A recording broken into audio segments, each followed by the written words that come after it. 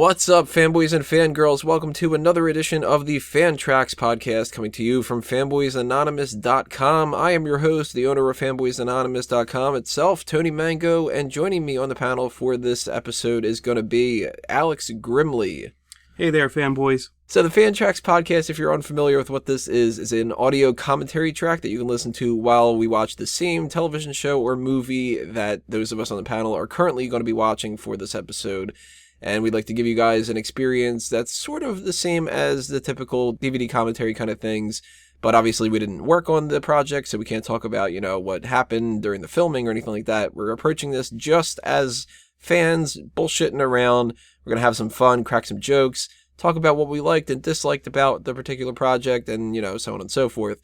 So for this episode, we're going to be watching the 17th entry in the James Bond film franchise, GoldenEye.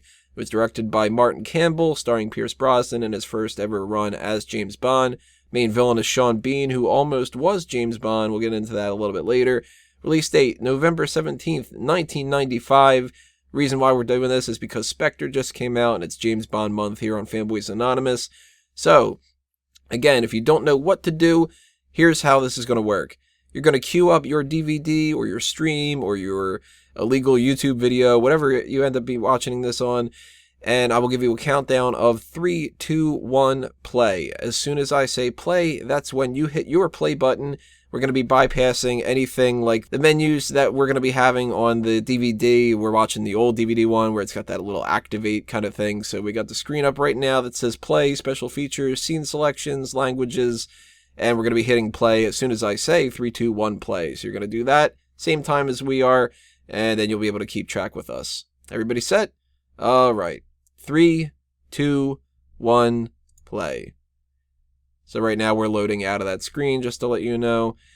And we're going to be getting that little MGM logo popping up right after, I think it's United Artists? Yeah. Mm-hmm. So many different companies have had the Bond rights. Sony's losing them now too, apparently. I heard about this. Yeah. There's our little opening gun barrel. I don't know about you, but I've been getting annoyed at the Daniel Craig ones that they don't have that gun barrel. Yeah. And when they put that on for Spectre, I literally jumped out of my seat and I started clapping. I was just like, they fucking brought it back. Finally again.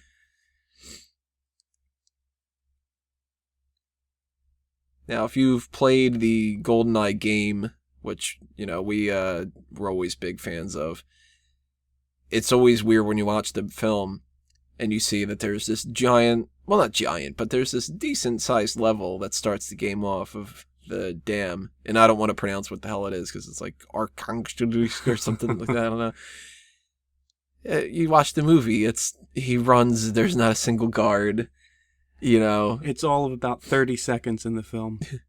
Not only is there not any guards, there's no tower, there's no fourth tower. And it's not even James Bond that's on the freaking thing. It's his stunt double. But at least they got it right with that little, the little platform. Although it's a shame that you can't actually do like some of the jumping in the game. But we're talking 96 or something like that is when they made that game. Yeah, very, very early on in the history of N64.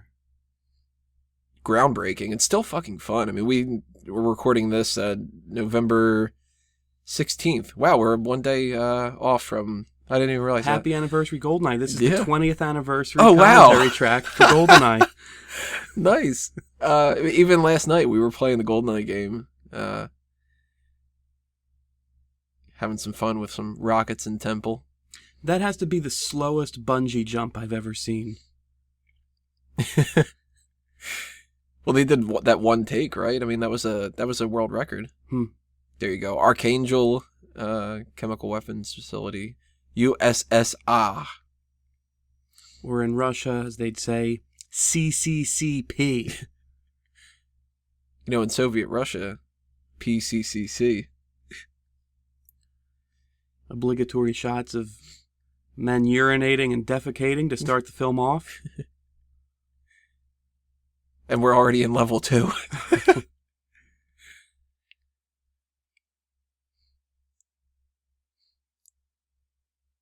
Speaking of the GoldenEye game, though, I mean, when you look at the facility in this, and you look at the level design.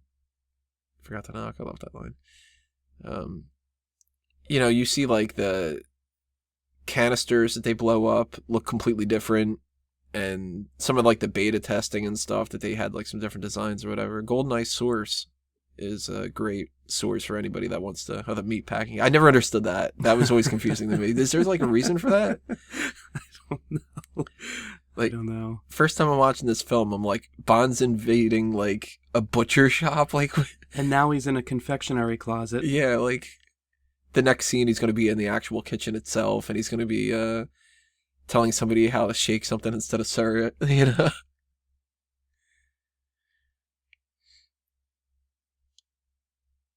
Good geobash. Never understood what that meant, but I always like the word geobash.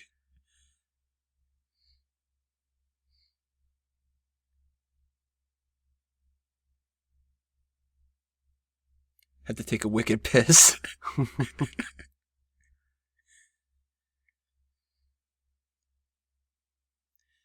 I do think it's, GoldenEye is probably still my favorite Bond film. But when you watch it back, every once in a while you start picking up on some different things. Those little beakers that you can shoot on the top of that level. But I like how, like, at the beginning of this, there's a concerned effort to refer to him as not only James, but also 007, because it's the reboot, and it's like, right, we got these two guys that look like they could be Bond. Well, that one's a fucking ass, and he just shoots the guy that you're not supposed to kill in the game. It's like, in case anybody doesn't know, this guy's James Bond, 007. I wonder if in their free time they refer to each other by their code numbers. Yeah. They're just like hanging around the office, and it's like, where's Bill Fairbanks? Oh, you mean 002? He was 002, right? Or was that 004? I think it was 002. Man with the gold gun, right? Yes. The late Bill Fairbanks. And this is movie time, so that 6 minutes is going to be 4 minutes and 8 minutes. Before he changes it to 3 minutes. Which takes about 12 minutes afterward for it to blow up. There's Ourumov. Ourumov directs his troops to fire through the bulletproof glass. Somehow it works. Well, the butt of the gun works better. There you go.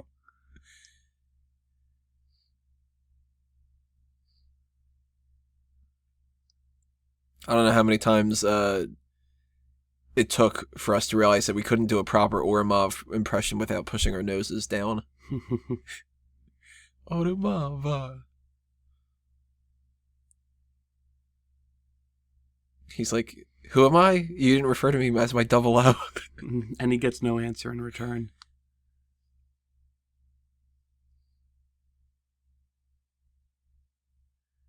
These chemicals are poisonous, as evidenced by the skull and crossbones on the barrels.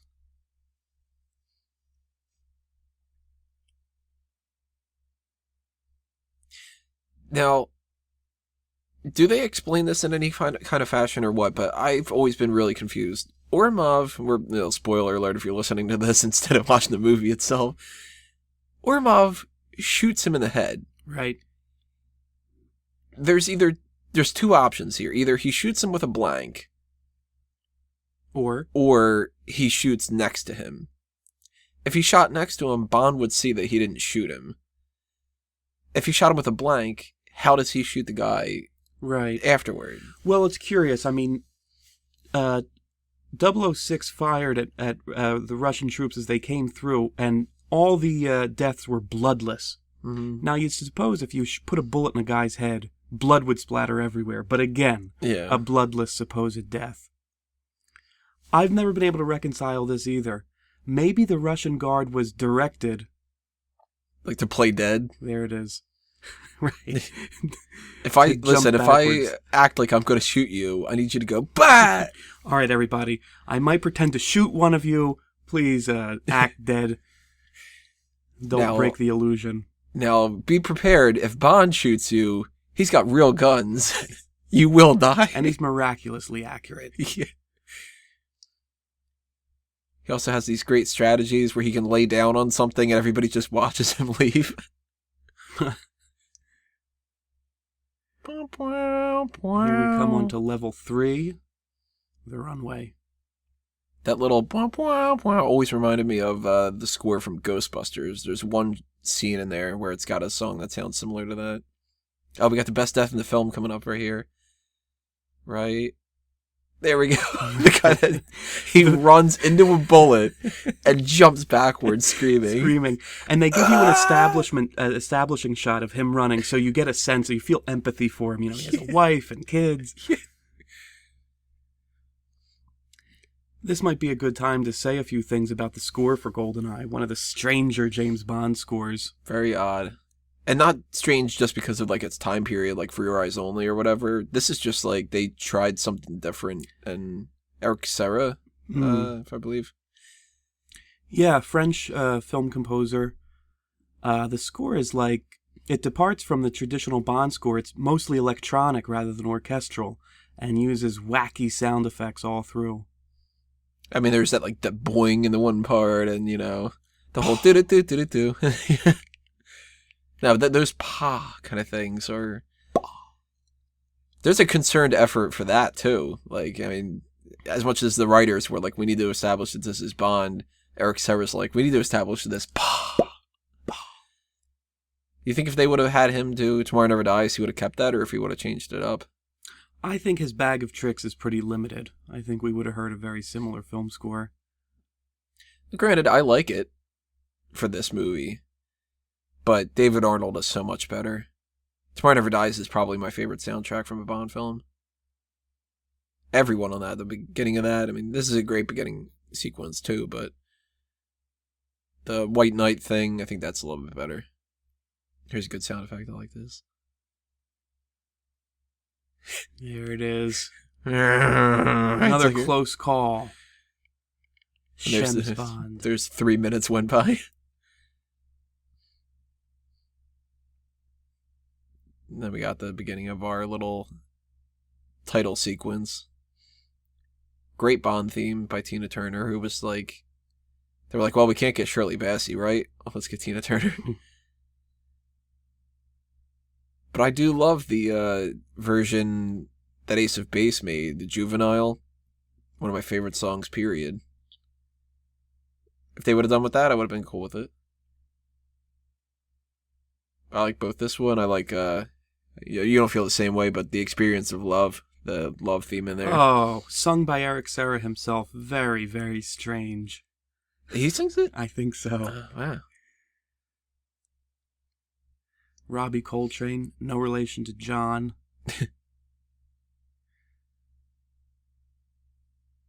Michael Kitchen, he wasn't a part of that scene earlier. His talents were wasted on the mess hall sequence.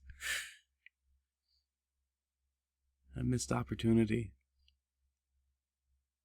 You know, I saw this film for the first time probably close to 20 years ago, and I think only last night did I realize all of the hammers and sickles and these Really? visual metaphors for the fall of the Soviet Union. Like the statues and Lenin and everything? Now, I don't get some of that. I don't get why the person's climbing out of the mouth of that. It looks like a Loki mask or something. But did you understand the golden thing shooting out of their left eye? Yeah. No, I don't get that one. Very That one's subtle. That one's a reference to On Her Majesty's Secret Service, right? We both agreed, too, this shot of the woman with the gun coming out of her mouth is kind of creepy. But I always love this shot of the people dancing on the guns. I always thought it was weird, too, though. One of the guns is just different. Like, there's 4 guns on the screen. 3 of them are the same. Why did they want to make that one different in the background? Why not do 2 and 2? What do you think? Would you do the one on the right? I would do the two-faced one with a gun in her mouth. She likes it when things get cocked.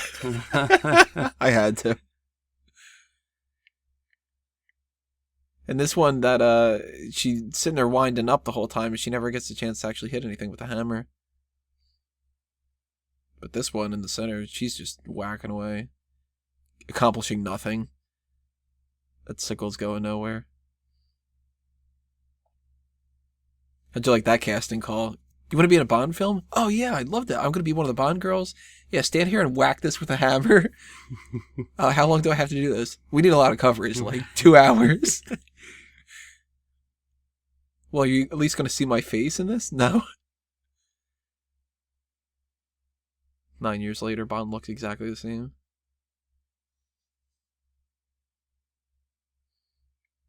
Does she have a name? I don't think so. And when she's referred to later by M, her name isn't mentioned. Her name is like that young woman. Especially she's not credited as Enjoy Spirited Ride. Oh, there's Famke. I gotta say, easily one of my top favorite Bond women when it comes to level of sexiness. Famke Janssen, all legs. Killer legs.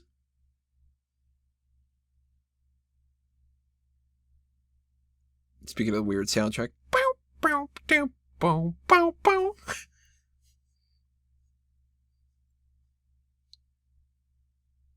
But she is so hot. Look at her. God. And I love her sense of style. Her driving gloves matching the color of her car. So her name is Caroline.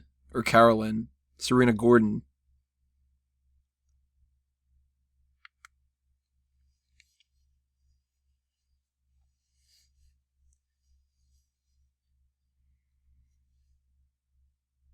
I can't remember which Mission Impossible it is, but I think it's Mission Impossible 2. They copy off of GoldenEye, like, insanely. And this whole sequence of Bond and Xenia doing this chase on, this rocky kind of cliffside kind of a thing. They do the exact same thing with Ethan and, what's her name? Naya. Two different cars chasing each other. Things start getting hairy for the woman. He firmly establishes that he's a better driver, that kind of a thing.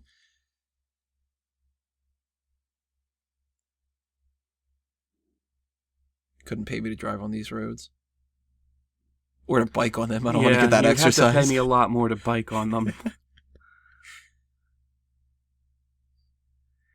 I noticed Bond has added a bumper sticker on the back of his Aston Martin.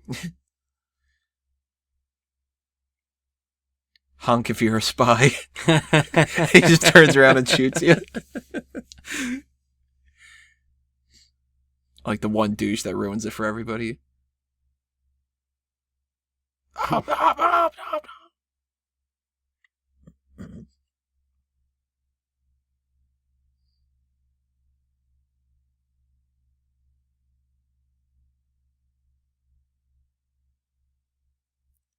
Unbeknownst to him, he actually picked up the wrong car from Q Branch, used the emergency brake, and explodes. Wow. The modifications. A refrigerated bottle of champagne. Bottle of champagne. And this woman's so, like, hell-bent, like, you gotta listen to me, you gotta do your job and whatever, and he's like, so you like champagne? And she's like, how about we just, like, fuck? 2 minutes of fast driving is all it takes.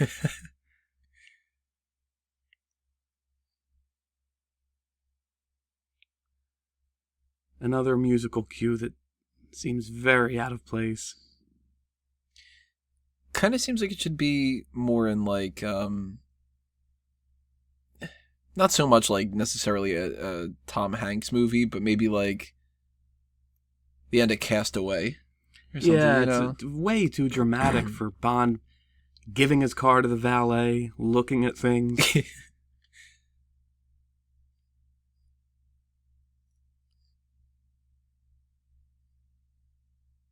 Yeah, like most Bond films at this point, when you're getting the establishing shot of the casino that's got that kind of like casino-y James Bond theme playing. Or if it's one of the old Connery films, it's blaring the James Bond theme for no reason. A brassy Bond theme. One bit of trivia I learned recently was that Pierce Brosnan's contract, while he played Bond, prohibited him from wearing a bow tie or a tuxedo in any other film. So you'll notice in Thomas Crown Affair, when he goes to a formal ball, his bow tie's off and his the top button of his collar's been unbuttoned. That's how they got around it? Contractual obligations. I can see why they would do that, though. Doesn't want to come like a parody in something. Mm-hmm. Avoid the comparisons.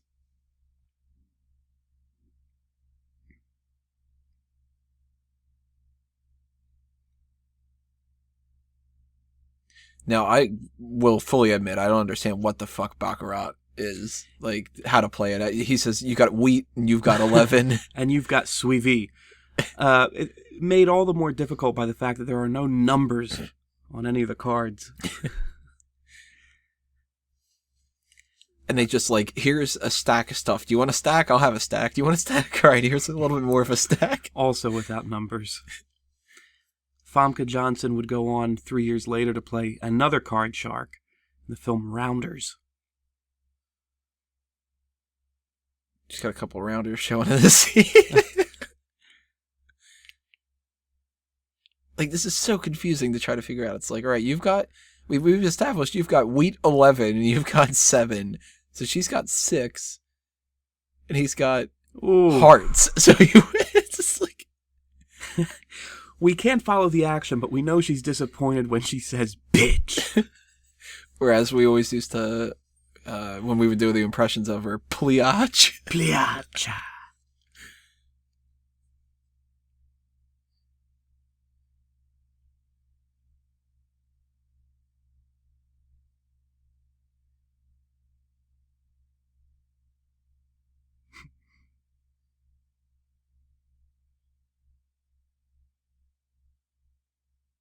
From behind. The level of innuendos is almost impossible. That's probably my favorite delivery of the name's James Bond. Yeah, they weren't trying at all with Onatopp. Onatopp? From behind. Onatopp.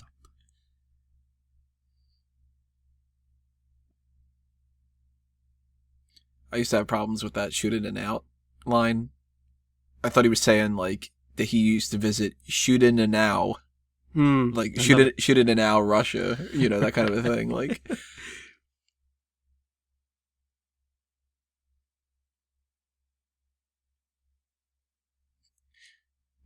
why would Bond know that?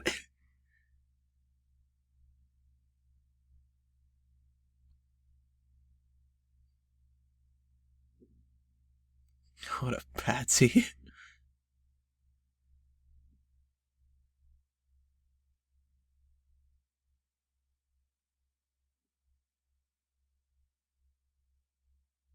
Speaking of weird scenes.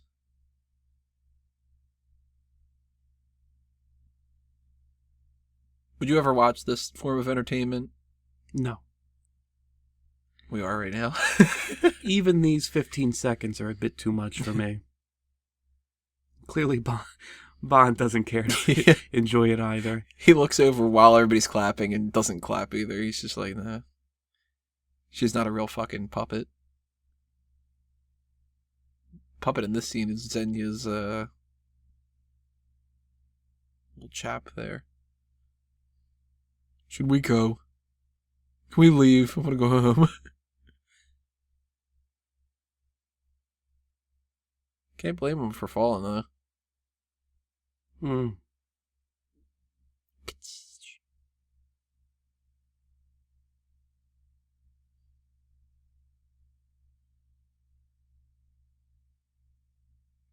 Jarring cut in a second, isn't it?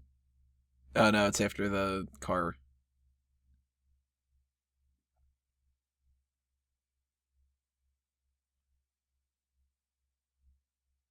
The gears are turning in Bond's head.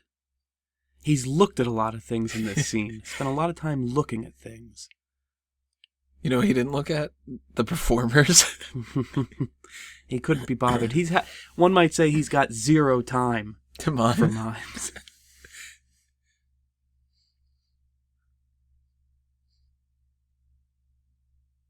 A lot of these Bond films, they seem very dated when you look at the gadgets themselves. Like, the music, yeah, you know, I mean, you can kind of bypass that a little bit, but when it's like, Bond's got to take pictures with a camera, and it's got to relay back to... There you go, there's a scene. Relay back to the car so he can print something, you know. A receipt. Here is your spy receipt, Mr. Bond. If you check at the bottom of it, there's a coupon. This has got to be one of the most intense sex scenes in all Bond films. Oh, without a doubt. I appreciate that the man plays it up as much as the woman does, too. I mean, he's completely uninhibited. And he's really into her scratching his chest.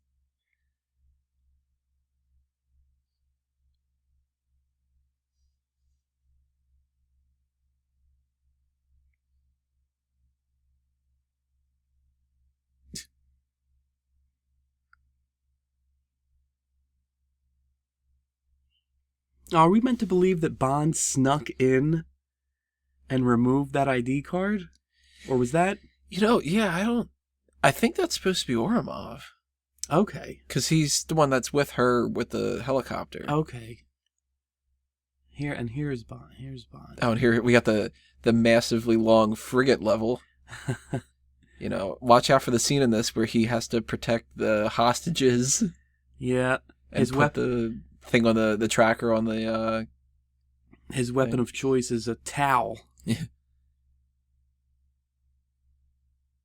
Now there's an instance where like the game, I mean they had to pad it out because you need more levels in the game. That's why we had like Bunker 2 and stuff, but really odd that they would take that little boat thing, make a whole level out of it, add this random hostage thing and whatever like that, but not add that little, you know, the one shot in the film where he does some action.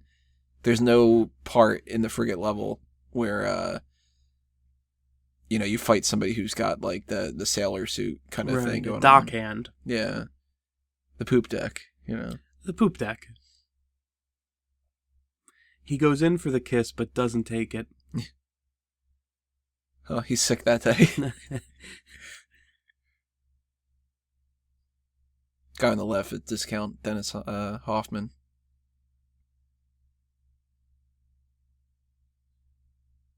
Bond's like, yeah, maybe I'll have a drink.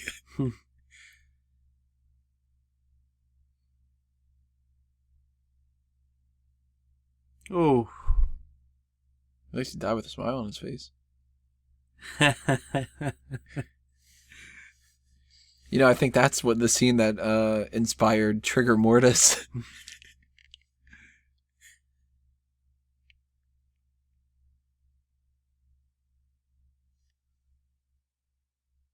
Another one of my favorite lines in this movie, as far as like accents and stuff, is when he starts pronouncing the names of the pilots. Right. I have no idea what the hell. I watched this movie 30, 40 times, whatever like that. It's just like Commander Safla and whatever. There's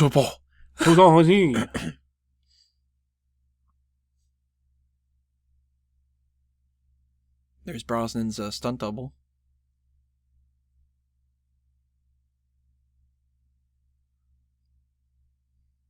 Tell you what, if somebody says you got to do one of these pilots, or much rather Xenia than Bond's stunt double.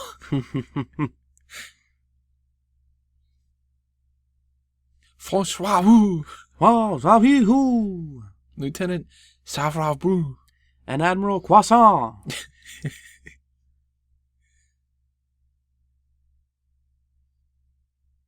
You got the heavy.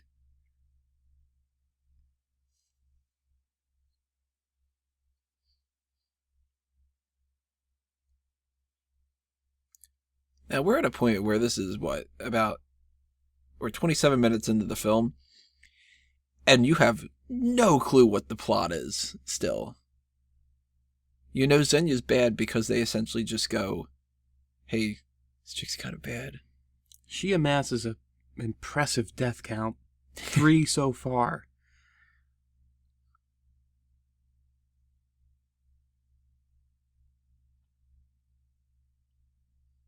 And here's our surface level. Oh, look at that. We're already transitioning into the bunker level.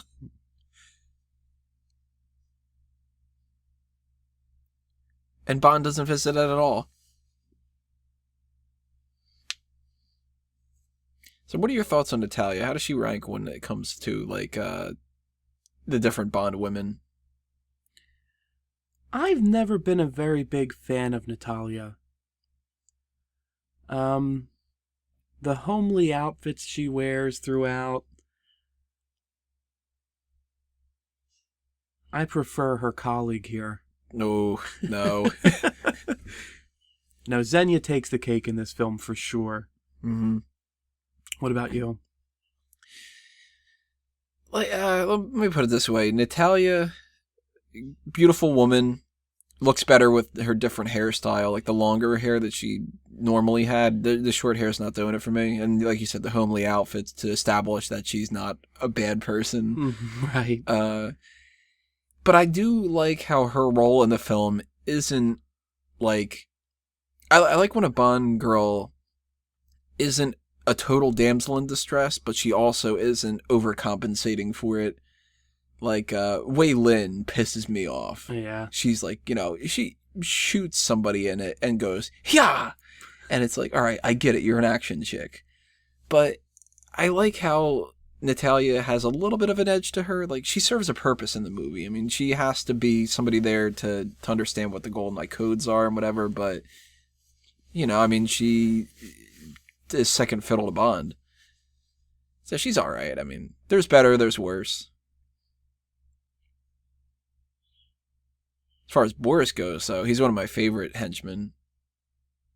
Because he's just a slimy little fucking nerd. And they firmly establish that, too, where it's like the first thing you see of him is he's a fucking pervert and a jerk.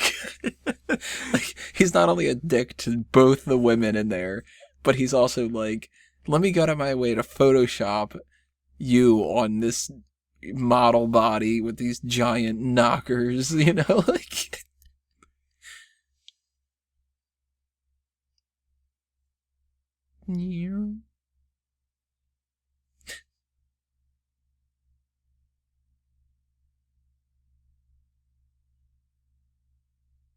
Like, what did he accomplish there?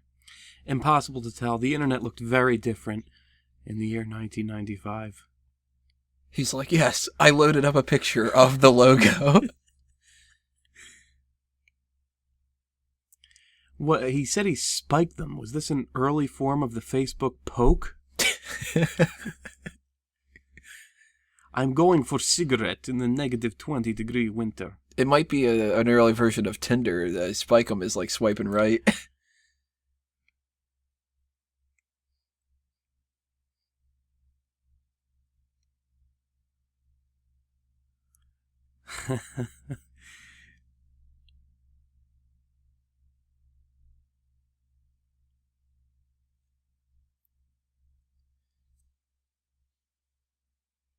Abore, saluta. Easily out of everybody that we've done the most impressions of over the years has been that line, probably. Boris! It is me, it is me, it is Boris. A lot of people don't like Boris. Ahuta. Like, the whole I'm invincible thing, they think that that's just dumb. I think it's fucking great.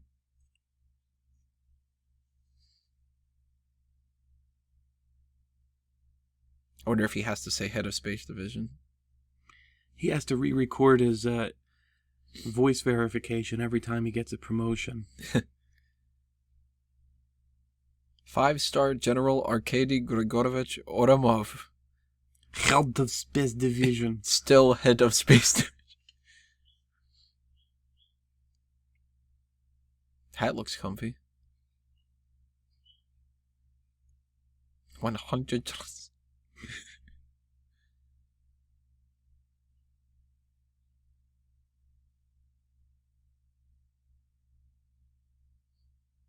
Out of all the Ourumov lines of this film, what's your favorite?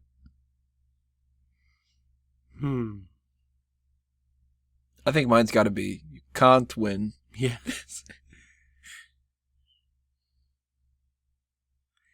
I like when he blames the attack, the Severnaya attack, on Siberian separatists.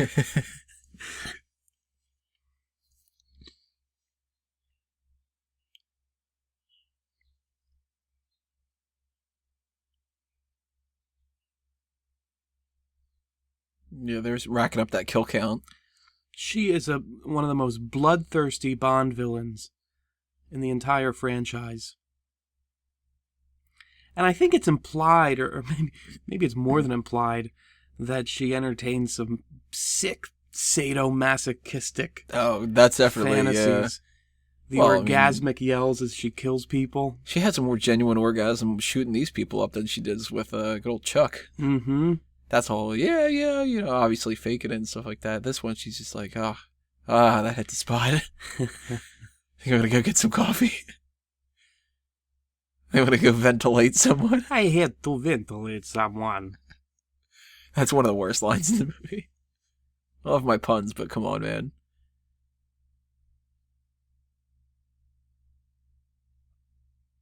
I love the sound effects of the GoldenEye tracking. Yeah, this is when satellite missiles were still directed by phone, like DSL. It sounds like a busy signal when he plugs it in.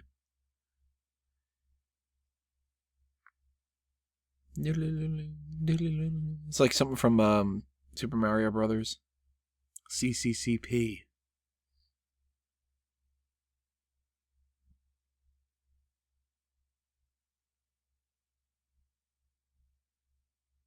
She's like, I could go for round 2.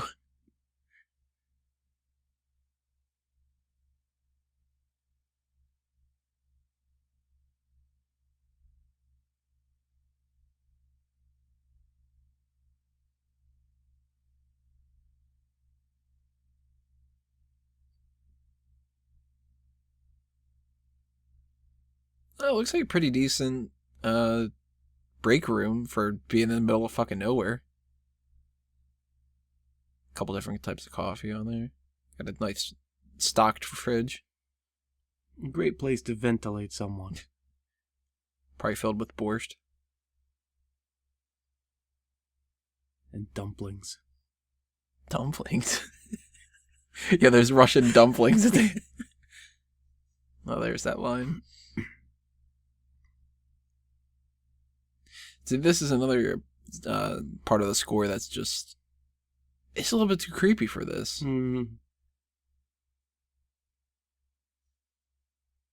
I would say it should be in a film like Halloween, but that movie just has one friggin' song that they play ad nauseum.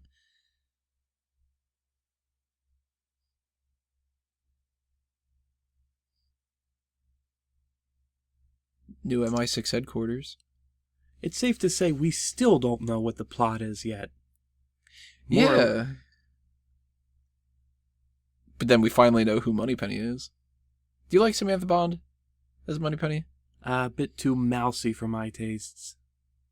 How would you rank them? I mean, we have 4 Moneypennies now. We've got Lois Maxwell. What's her name? I can't remember the second one. Caroline something or other. We have trouble remembering Caroline's, apparently. And we got Naomi Harris now. Kind of like a Naomi Harris. I like Naomi Harris. Caroline Bliss. Yeah, that sounds familiar. Was Timothy Dalton's Moneypenny. Now, I liked her because she seemed like she was more of like the overlooked secretary type. Maxwell, she got to a point where she was a little bit too cocky with it. Oh, and she was also pushing 65, 70 years old there at the end. Well, then again, so was Roger Moore. New era. She's got to be the one that says, no, you get out there so I can check out your ass. I like Tanner. This Tanner is better than Rory Kinnear. But I actually like, what's his name better? Colin Salmon's character. Robinson.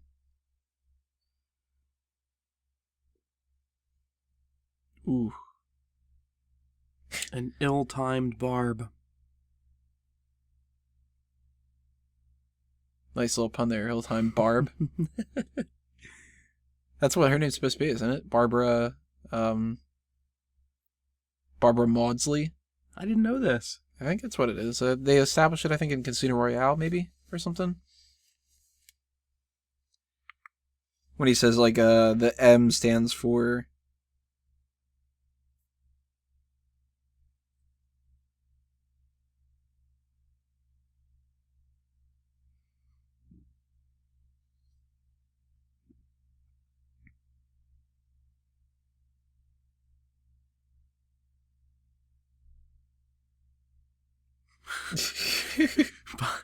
Von jockeys the insult back to M.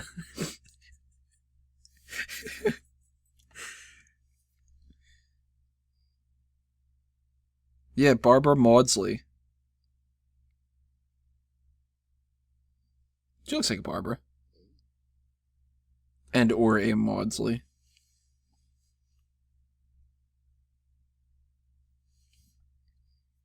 I don't know if they've ever established the other names, but I think the original M was Miles Messervy. That's right, yeah. And actually, did you ever think the second M was supposed to be Miles Messervy? Or that he was the other guy? Because he was another character. He was another character, I think, in Spy Who Loved Me. Bernard Lee died following Moonraker in 1975. Bernard Lee, the original M, replaced by Robert Brown in For Your Eyes Only, I think? Octopussy. No, I always thought he had been promoted. He's Admiral Hargreaves in The Spy Who Loved Me. So, I mean, it's possible. I mean, he's an admiral, so... But then it'd be kind of funny if it's like Admiral Hargreaves M. Add M roll. Then again, Max Denby is C, so they don't need to do that. I mean, he could have been D.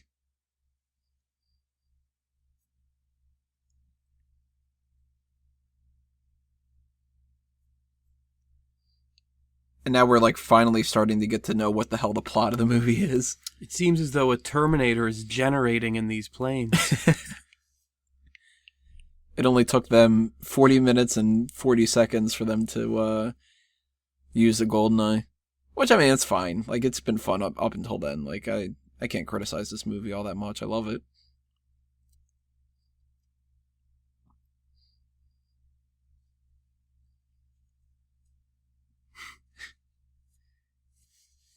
Would you say she's incredibly lucky or incredibly unlucky with the way things pan out with this?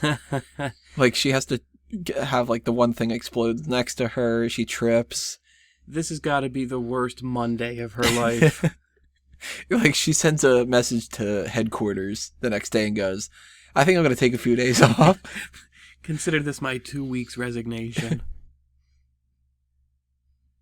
She comes into work and has to face daily sexual harassment from Boris.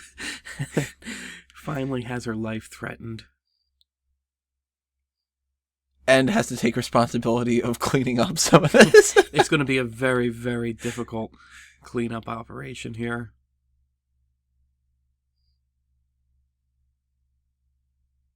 Well, see, her problem with this whole gate thing is she's not saying her title at the end of it. Yeah, she screams, but it's just not loud enough. I think that it couldn't hear her. Well, she's supposed to, we figured out the Ourumov rule. He had to say head of space division. She's got to say Natalya Fyodorova Simonova works at a goddamn computer. Then it would go, oh, I'm sorry, Natalya, please, There's no James Bond logo on these little TVs. Like in GoldenEye game. Worst fucking luck. Oh, now that everything's over, I guess I'll just calmly leave. Oh, fuck.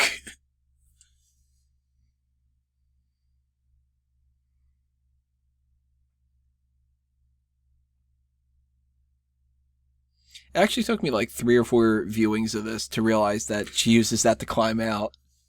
Right, and very interesting revelation in this film. The MiG flew into the bunker, and then you see that, these beams flying through the ceilings. Evidently, this film confirms jet fuel cannot indeed melt steel beams.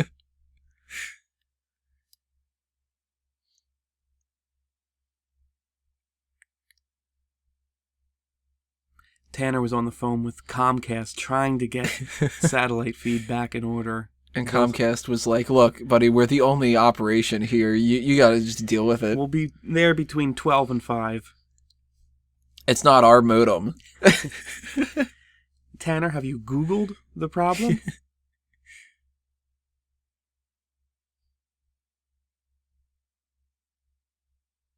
So far in this film, Brosnan has driven Sean Connery's car from Goldfinger, and now he's wearing the gray suit, blue tie combination that Connery wears in Goldfinger.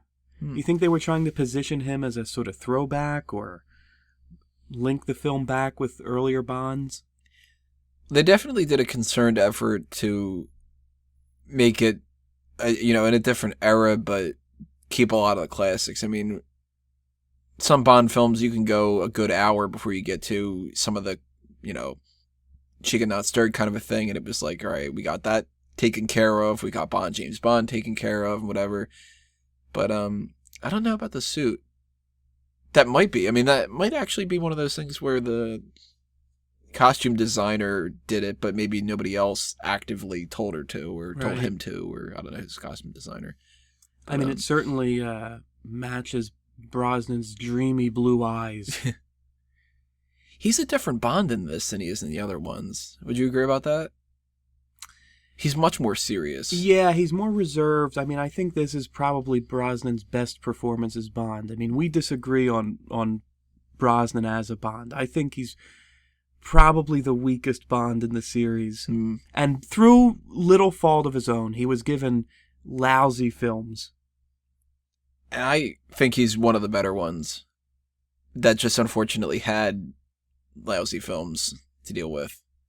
And I do like him. I mean, like, I can pop in Tomorrow Never Dies, but none of them are as good as GoldenEye. I mean, GoldenEye actually holds up. I can show GoldenEye to somebody and not feel like a little bit embarrassed about anything. Right.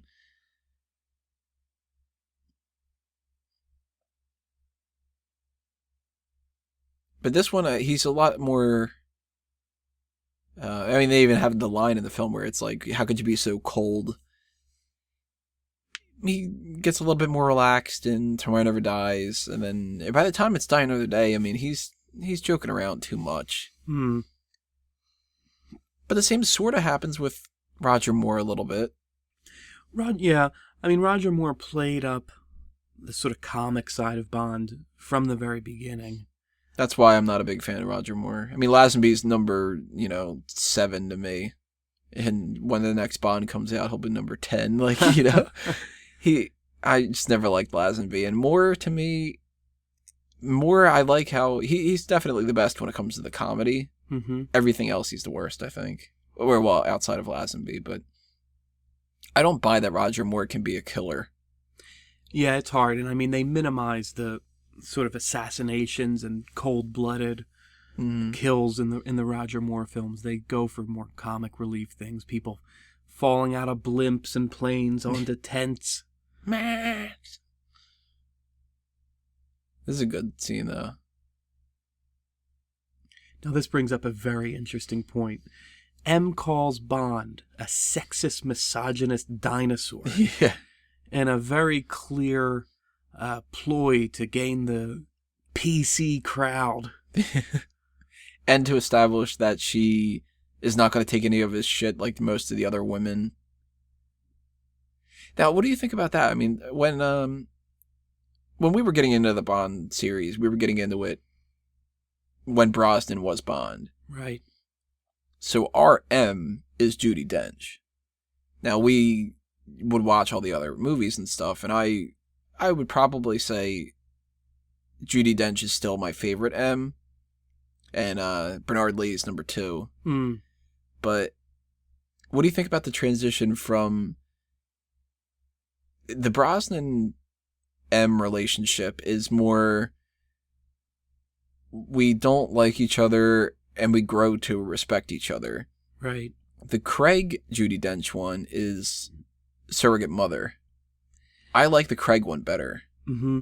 Yeah, Brosnan and Judi Dench, their relationship is almost like a business relationship. Yeah. They're distant. They kind of toy with each other.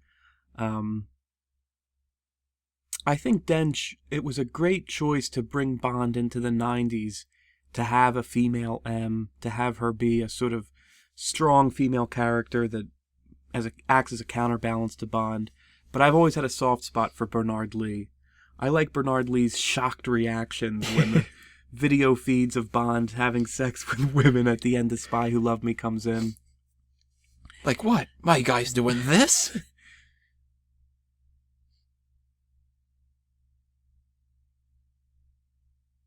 Michigan. Had.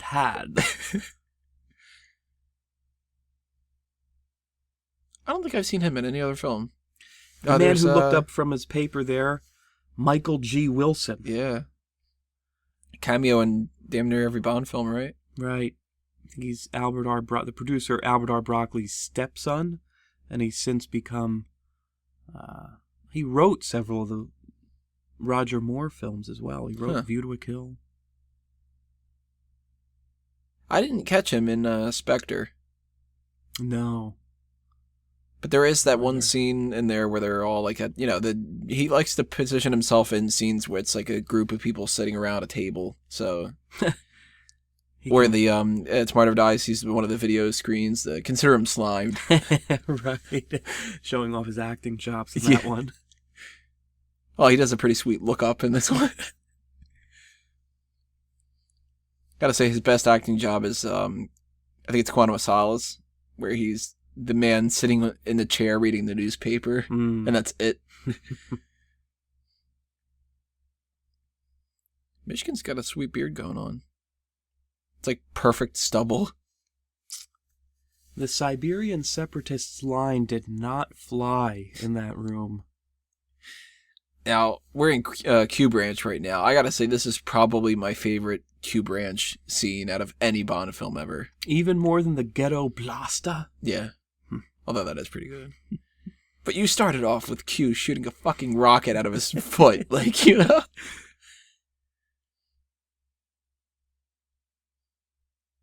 This does not get used at all in the entire film. That's a shame.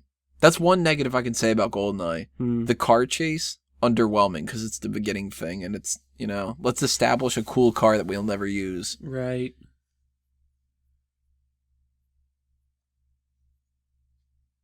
I think maybe if they had like one little rewrite, they could have had a car chase before the cradle stuff. We do get the tank chase there following Archives. It's true. But the tank is short on gadgets. I think it's pretty essential it only has that one.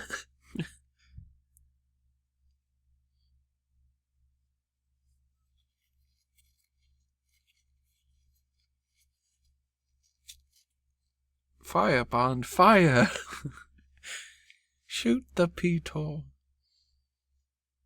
It is a little bit too jokey, but I mean, you kind of need a little bit of levity in this. You've watched 40-something minutes of Bond staring cold, angrily. Q comes in, he's the lovable the old man, the silly grandpa who laughs that people are going to blow up. It's good that Q doesn't take his job too seriously. Yeah. Probably my favorite Bond gadget, the Parker pen. If nobody's ever listened to any of the other James Bond things that has been on Fanboys, I'm sure I've mentioned it before, but I'll mention it here. When we got really into the Bond series, GoldenEye was really our in for it. So we based a lot of some of the things that we found funny about the Bond series from it and stuff. And Boris pens became a thing. We couldn't find the Parker pens originally, and we eventually established, we were, what, 6th grade? Yeah. And good looking sandwich in the background of this. But I always like this line. The scene actually continues and he bites it too. But they cut that out. But the Boris pens, we had what we referred to as first generation Boris pens, the one that seemed like they were a little bit close to them because they were just metal. We pens. Couldn't find the original, the pen that's used in the film. We didn't know what it was at the beginning. We used zebra pens before realizing it was a Parker jotter. And then when we realized that we weren't accounting for the generic pen, the Bic pen that we needed to make, that was, I think at that point, 4th generation Boris pens, which even though that's the first pen.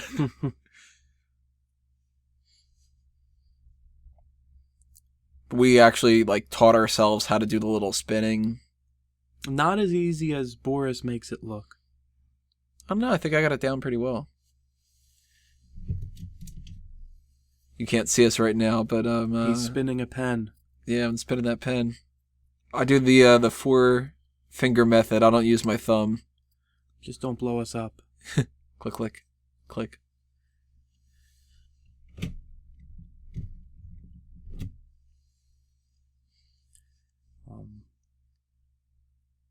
Now, what do you think about Jack Wade? I mean, they could have had Felix Leiter here, and for some reason they didn't want to. I don't know why.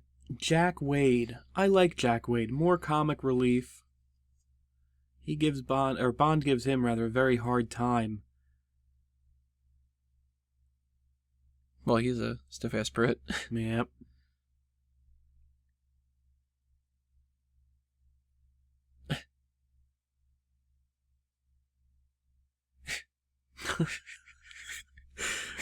Very strange throwaway line. Yeah.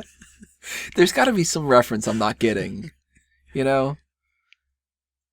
Maybe it's just we're too young for some kind of a thing that it came out in 95 that was about gardening, or I don't know. The CIA couldn't have provided Agent Wade with a newer car, a newer model here.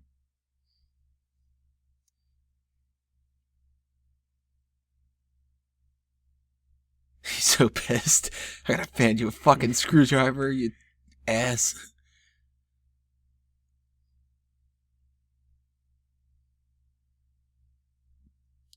Jimbo.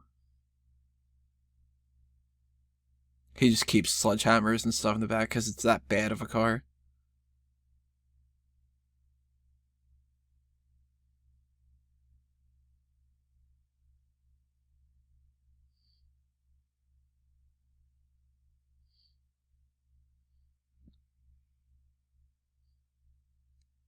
I don't know. I mean, I like Felix Leiter. I like Jack Wade, but it feels weird to have a replacement Felix Leiter. Like, they could have had him still be Felix Leiter and just make Felix a little bit more comedic.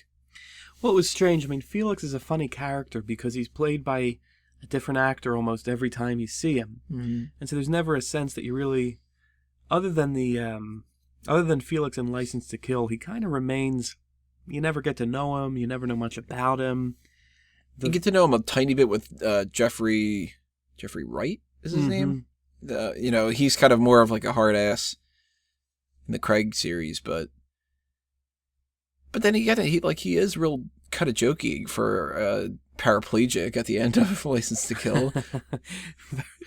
Very inexplicably so. After losing his wife is brutally raped and murdered, and he's fed to sharks and loses the bottom half of his body.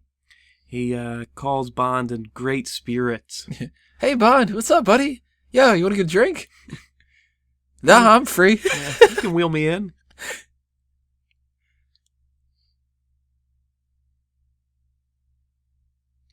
Odd, too, that they cast somebody who had been a Bond villain for Jack Wade. Right. Not even like when Beswick, you're a background character. You can pop up as another background character. Or that happens now and again, though. I mean, what's her name? Andrea Anders. 2 different Bond women. You got good old Jack Wade and General was his name? General... Oh, in Living Daylights. The actor is Joe Don Baker. I forget the... Yeah, he plays a villain. Something with W, I think, right? I can't remember. It's probably not even close to W.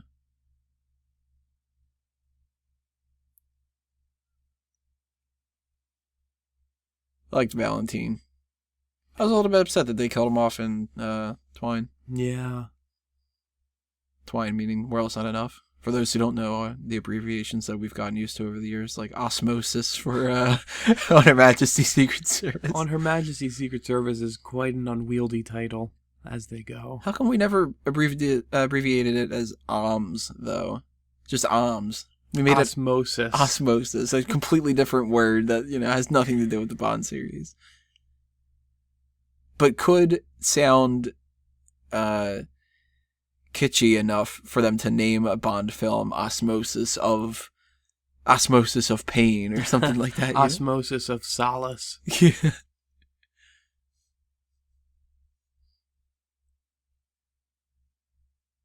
The Osmosis Crisis.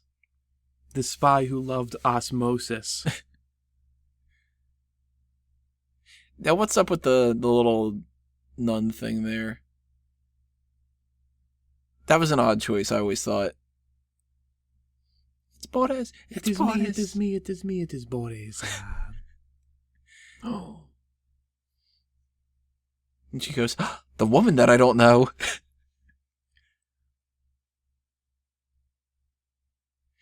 Very weird thing that Minnie Driver, of all people, was in this scene. Like, she had to have known somebody in the production. It was just like, can I please be in there? And I mean, that's kind of cool.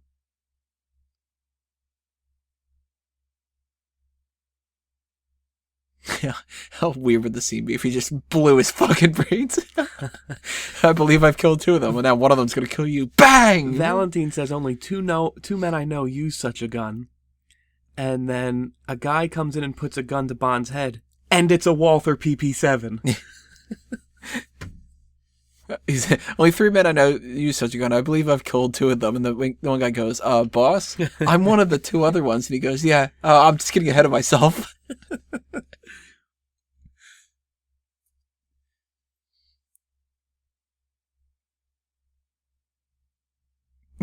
Good one. I love the one dude. Well, it depends. Right. He wants to give a nuanced answer.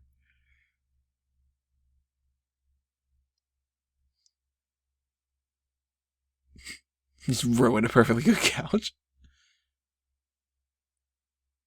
But he takes Bond's criticism like it's a weird thing. Like Minnie Driver's a good-looking girl. Terrible singer, but good-looking girl. And then he, hey Bond, what do you think about her? She kind of sucks at singing. And he goes, well, if Bond doesn't like her, hey, go fuck yourself. You're going to throw away that relationship that we had? Well, this guy that you don't know, that I fucking hate, that I want to kill, he says you're not good enough. He's critiquing your singing. He does not like your singing.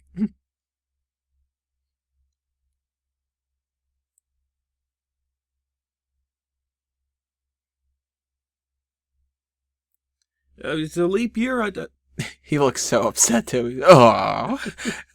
He had one opportunity here to make a good impression.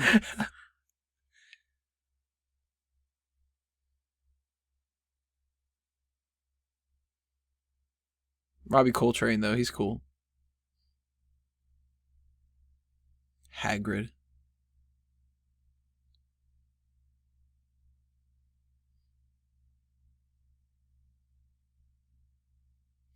So we never had Casino Royale as any of these. I mean, this is continuing the same continuity as the Connery films. Because we established in The World Is Not Enough, she says, have you ever lost anybody? And he does the whole, like, well, look off, remember Tracy, let's move the conversation on.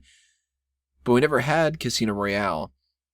Did you ever look at this before Casino Royale as, like, well, that was just another story that just hadn't been told yet? Or that it wasn't part of the continuity and that they would have adapted it in there? I think the former. The continuity of these always puzzled me. They kind of play fast and loose with it. You know? I mean, we're getting a brand new Bond here with Brosnan, and they could have rebooted it then. I mean, they could have rebooted it with Dalton, they could have rebooted it with Roger Moore, but they didn't really know what a reboot was back then, you know? Right. I mean, it really took until, like, the comic book genre stuff to really reboot it. Like, Batman Begins, I'd say, is the one that kicked off the idea of a reboot. But they could have just kind of played this as, like, Bond's only done a couple missions, and even in this movie, I mean, we had that 9-year gap. Right. And in that 9 years, you're supposed to assume that that's where the Valentin stuff happens. They don't explicitly say it, but in that 9 years, what if that 9 years is where he met Tracy? What if that's where, before or after maybe a Casino Royale did happen?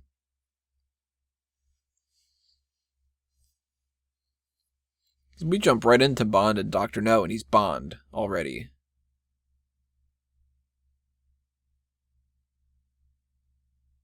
I wonder if they ever thought about that. Or if they just didn't give a shit. Probably. Probably. They're more concerned with setting up a pool scene. Yeah, is this a hotel with a pool? Is this a spa? I mean, it's one of the nicest pools I've ever seen. No staff? Bond has to watch his back for any drive-by fruitings.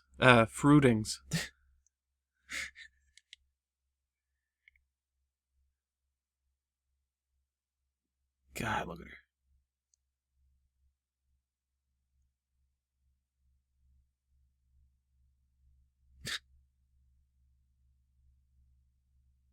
But he has no problem with her just walking over to him. She's literally as close as she can get, and he says, that's close enough. Yeah, okay, get a little closer. Like, merge into me, you know? Bites his lip, like...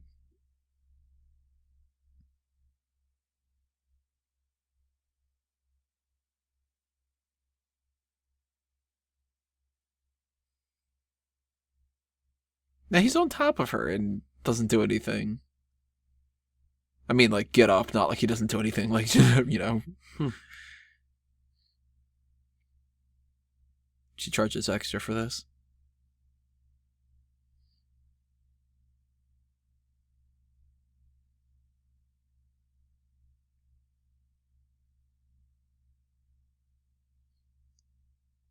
That's got to be one of the most fun Bond scenes to do. That they probably had to be cracking up. You know, you couldn't do this scene and not laugh on fucking set. Like, it's ridiculous. Poor guy.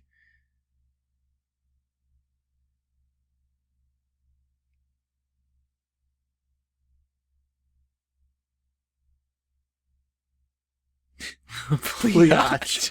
Again with the pliage. Well, he blue-balled her. And they loved using that line, the no more foreplay in like the trailers and stuff. It's a good line for selling the Bond film. You like how brutal this is?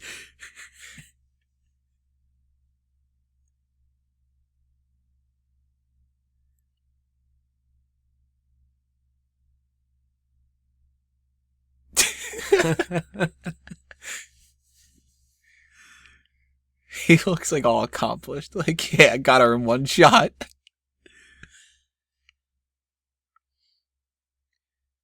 You know, here's all the statues from that title sequence, and can't see any women in the background chopping at it with hammers. Yeah, they just kept these statues around like this after the fall of the Soviet Union. Just giant parks with collapsed statues of Lenin and Stalin. Random hands. Hands and heads. There's a pliage. And it's weird that the scene earlier was like that creepier kind of score, but this isn't as creepy. You would think that would have gone in this scene.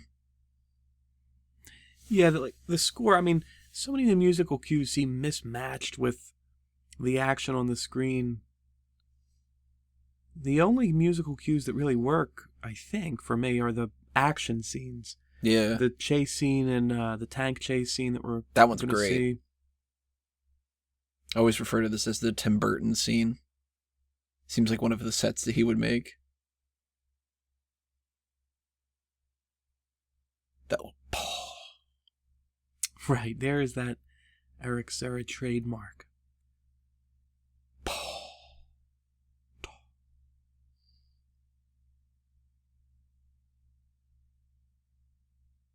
Would you have been okay with him as Bond? I think it would have been an interesting Bond. Yeah, I would like to have seen him. If he had dyed his hair, maybe. Apparently Daniel Craig can't do that. Be like, shit, I'll buy a $10 bottle of hair gel and send it to you. Hair dye, not hair gel. Hilarious. Oh. He's like, you don't look that bad for getting shot in the head point blank range. Right. Hell, even if it was a blank, you'd still be deaf. Deaf. I think he's better as a villain, though. He's actually probably one of my favorite Bond villains out of everybody. You buy that he can match Bond. Right. He's got the same training, the same skill set.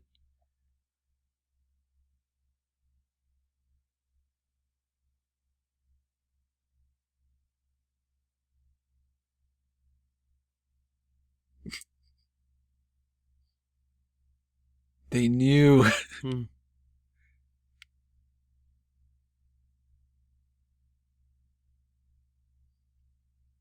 There's another thing, mentioning the climbing accident. A lot of people love this theory that James Bond is a code name. I fucking hate the theory. And the movies prove it wrong all the time. As if different agents became... That like when Lazenby says it never happened to the other guy, that he took on the mantle of James Bond, like if he were to be the next Batman or something. Right. And it's like, it doesn't work that way. So they all had a wife named Tracy that got killed by a man named Blofeld. Ridiculous. Who headed an organization named Spectre. Like, I mean, were the Blofelds always changing? Someone assumes the new Blofeld. Like, they scout, this guy could be a good James Bond in the future. We got to make sure that his parents go on this climbing trip and kill him. Get him a lady named Tracy to marry and kill her too. Yeah.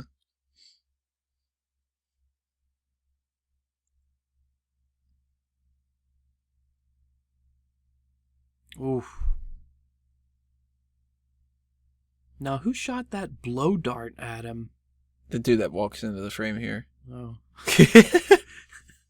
From the right at the angle to be able to shoot the blow dart. Very interesting.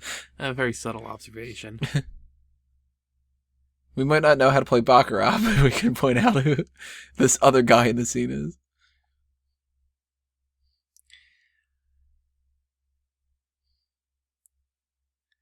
Now imagine waking up to that every morning. Well, that's why we don't see her in another Bond film. I like how she just expects him to solve everything. She's tied up in the back, he's tied up in the front, so she just kicks his chair and screams at him until he does something. Mister, wake up, get me out of this damn thing. It's convenient that he's Bond, where he can solve everything.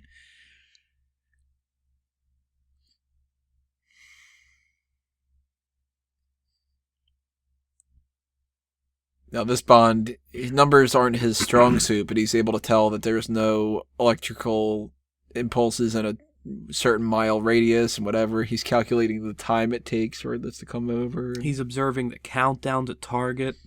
Some numbers involved in that.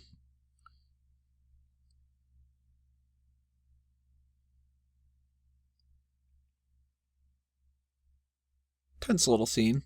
Not bad.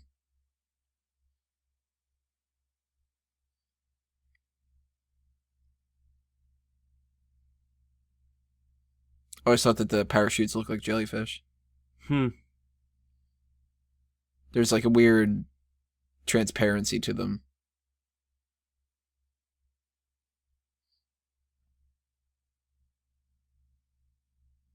Now it's kind of growing and juicing, you know?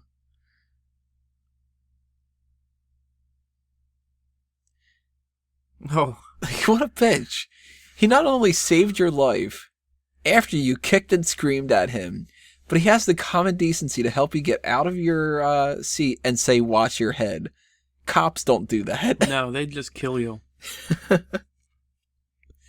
Especially these cops. Look at them. The parachute's now red.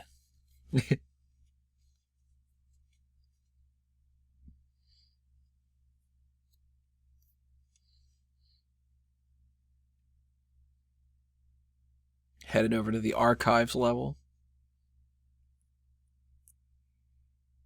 Boom. The Russians like this very minimalistic interior design scheme here. They want you to feel like you could be in a bomb shelter at any point. It's bomb shelter chic.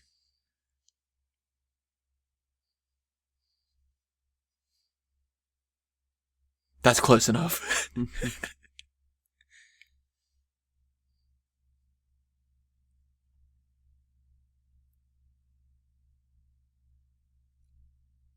Wouldn't you just get rid of it?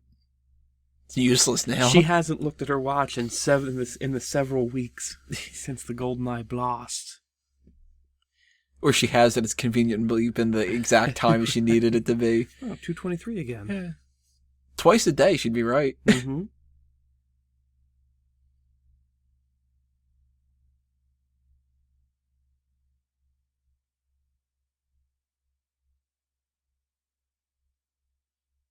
Okay, let's get to the cut to the chase here. My favorite food is borscht.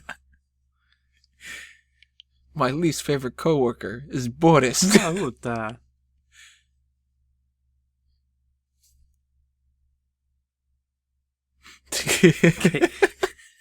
KGB, whatever. Oh, computer programmer. Okay.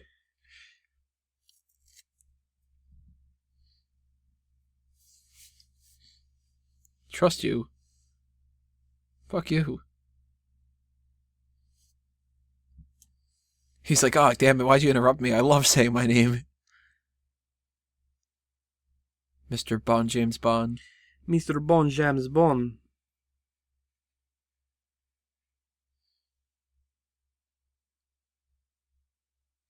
He's in great spirits today.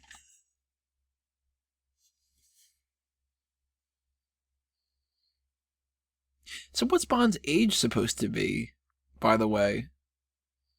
I mean, he's supposed to be a relic of the Cold War, a dinosaur. Right. Who, a sexist, misogynist dinosaur. Who ages not a bit in 9 years. Obviously, he's got to be like 40. But he was 30 in the whole opening sequence kind of a thing. Like,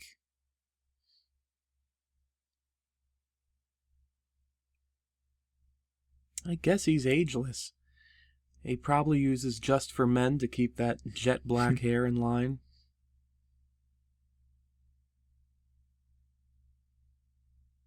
Just for Bond, James Bond. Oh. Took Michigan by surprise.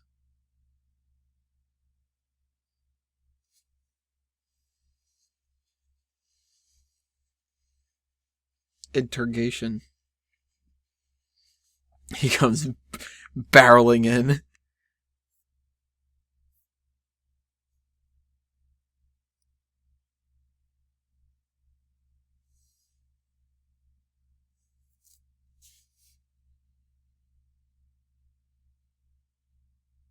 Do you? I love that line too.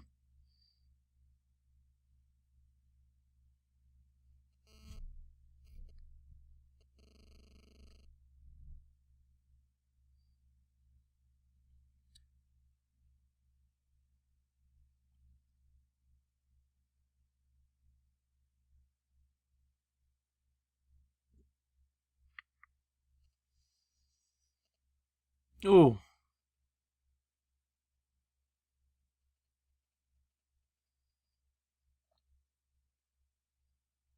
There's a good deal of hand-to-hand combat in this film, and I like that. On the cradle. Yeah. You think that was something that they planned ahead? Like, we want to get away from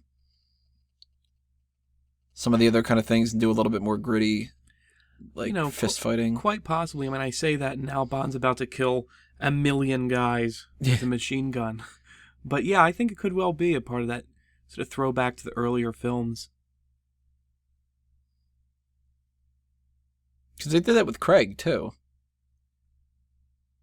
At the end of at the end of Brosnan's run, he's redirecting laser beam satellites and stuff like this, and and then they go back to a new Bond with Daniel Craig and Casino Royale.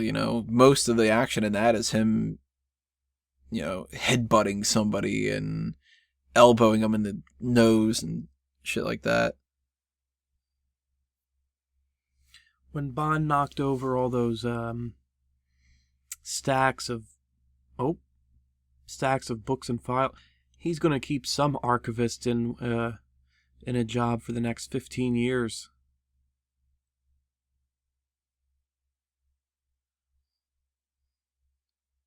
So that's what happens with the Bonds. When they retire, they go to work for different governments and they help rebuild archives. And then a new James Bond takes over. They retire into a quiet life.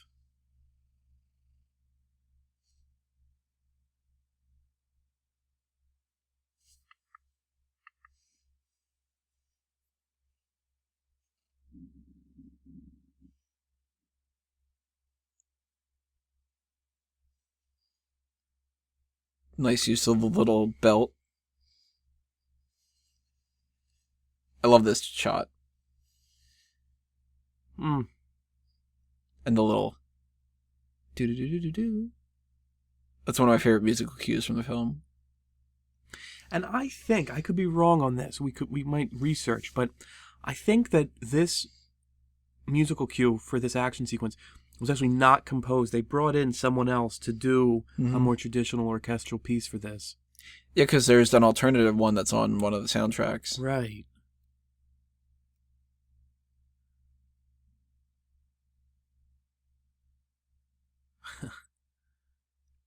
So, like, you think that was them going, not a fan of Eric Serra, or? I mean, yeah, why wouldn't they have replaced all of his music? Maybe this was just, like, their set piece that they were like, this has to be right, and we can't afford to do it all over again. We've heard enough of those.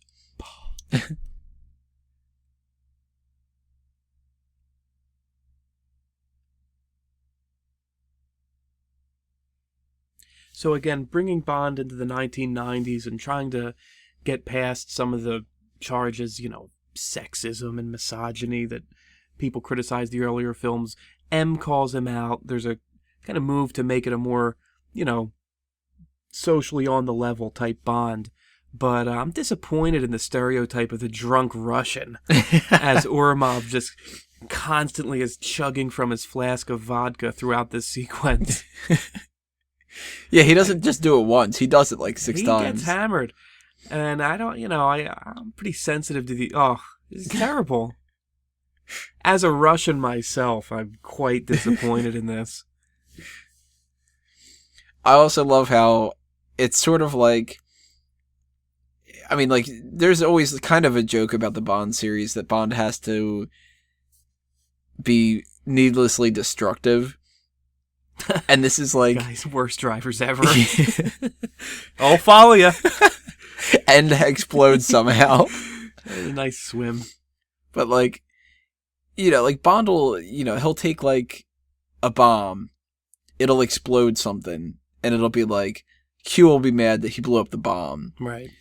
But then you take a scene like this, he levels entire streets. Yeah, of historical districts in St. Petersburg. I mean, some of the, century-old buildings. And if you look at, like, what a normal car, a fender bender on the freeway could be, like, traffic stops for ages. 2 cars go through a barricade, into the water. One of them explodes. Right.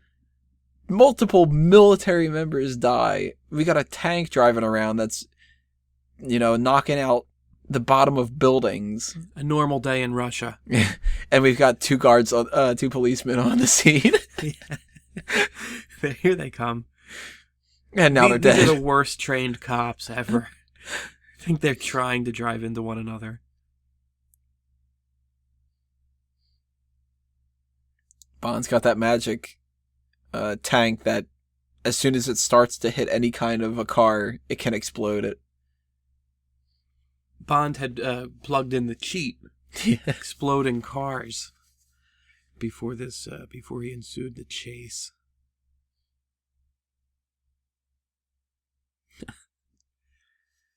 That's the best shot right there. He runs. Somebody's driving that car. Right.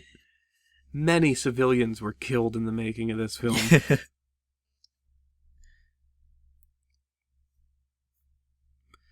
Ourumov giving faulty directions now through his drunken haze.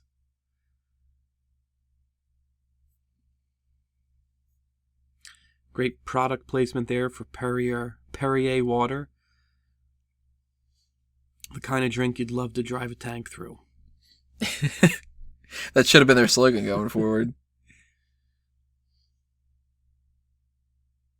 Why are all the cars so small in Russia? Everyone drives a coupe. Well, you saw the buildings. I mean, you've got to drive underneath some of the buildings. Yeah, true.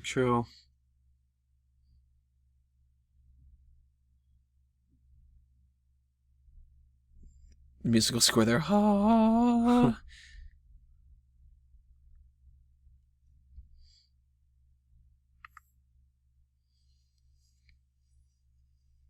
I do like this part, though. This is one of my favorite little, Bondisms. Just, you gotta fix the tie. He does it again in The World's Not Enough. In the boat. There's that little underwater thing, and he's, bum-ba-da-da-bum-bum-bum-ba-da-da. Fix my tie, gonna look spiffy. Here's the depot level. Yeah. And now we're done the depot level, basically. That was the depot level. Let me sneak up in my tank.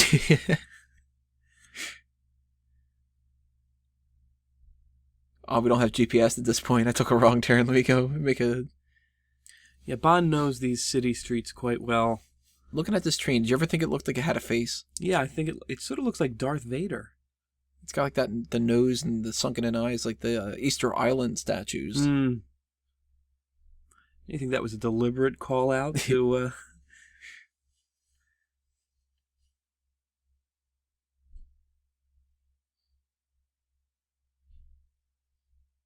She's upset. Oh, it's you. Another guy I don't know.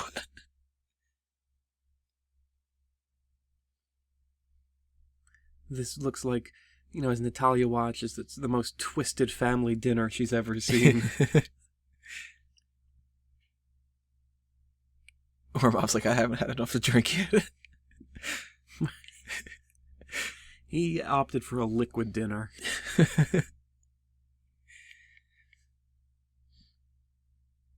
Now, these workers on the side there, you think they're in on it? For some reason, I thought they were surprised that this train was coming through, right? It's supposed to be like a decommissioned train or something.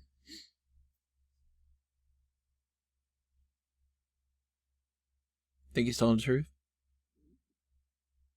Did Trevelyan get sloppy seconds? Ooh. His casually strolls up. Totally. Lurking in the shadows. Oh. So she faces sexual harassment from Boris, and then unwanted sexual advances from 006. Ooh.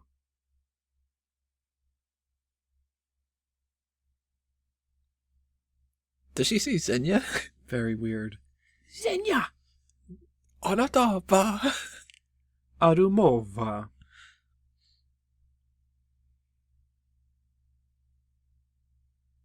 That's an odd delivery of that line. She's turned on.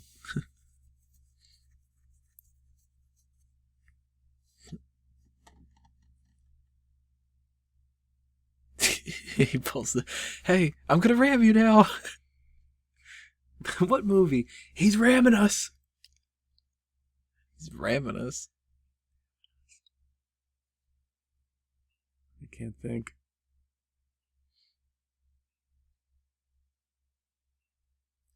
The tank missile does surprisingly little damage to the train.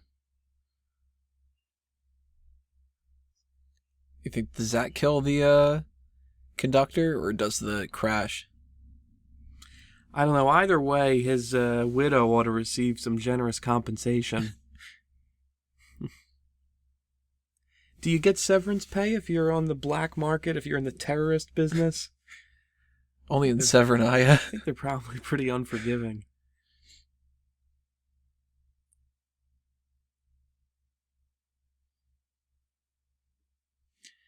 It's weird that there's no RCP-90 in this. I always thought that was a funny line. Why can't you die? Well, you first. You second.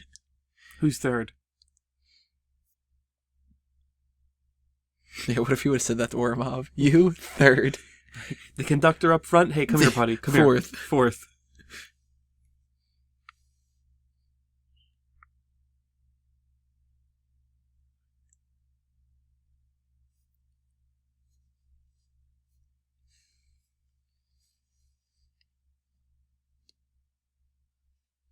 I love that line. He gets very excited. Again, the most twisted. That's the happiest he is in the entire film, is when he says, I would. Oh, yeah. Well, you know what? I would bond. At this time, I got there first. Yeah, that's why he's happy. Xenia's got his back there.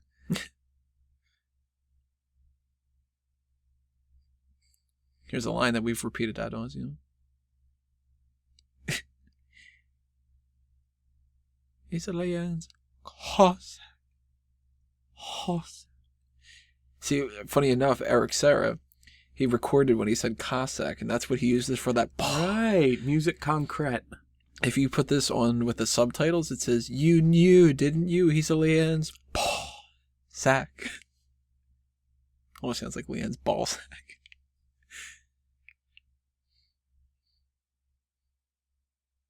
Famke Janssen asked for direction in the scene. Martin Campbell says, I'll just lick your lips invitingly. That ought to... Scowl at the end of it. Wow, a thankless death there, General Ourumov.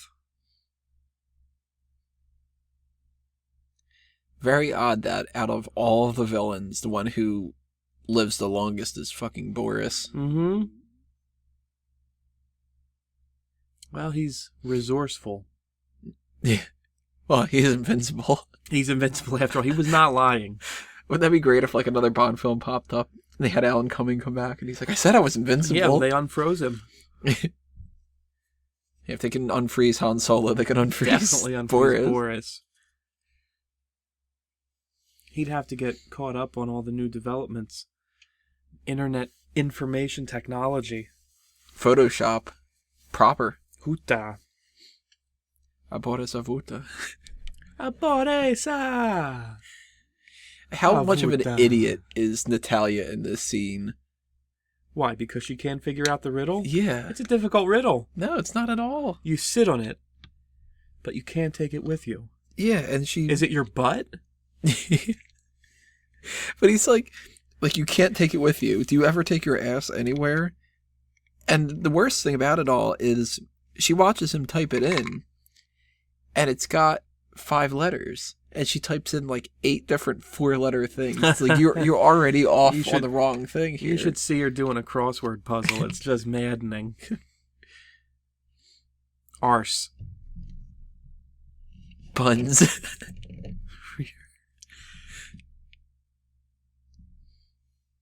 Yeah, that's great. What the fuck are you talking about? What the hell? You're talking to your fucking friend. Now we're helping him out with words with friends. Oh.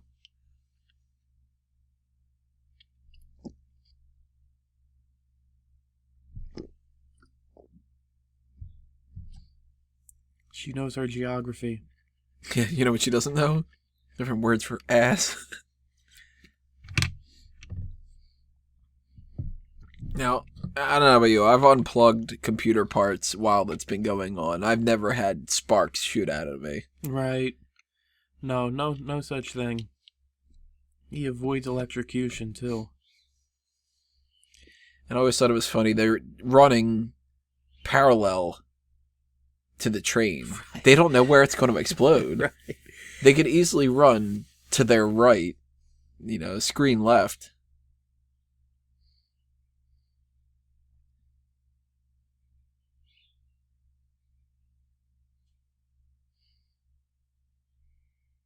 That sweater blouse combo has to be smelling quite awful. She's been wearing it for a couple of weeks now.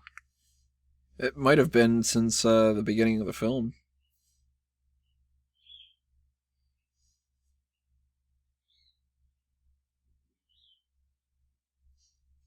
That just as easily as Caroline. They just melt in his arms.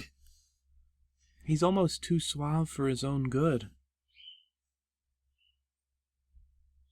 Do you think all it takes to get a woman turned on is to threaten her life? Is that what we've been doing wrong all these years? Well, see, I don't know. I mean, I've gotten the threaten the life thing down. I never had that bottle of champagne. Right, it's exactly.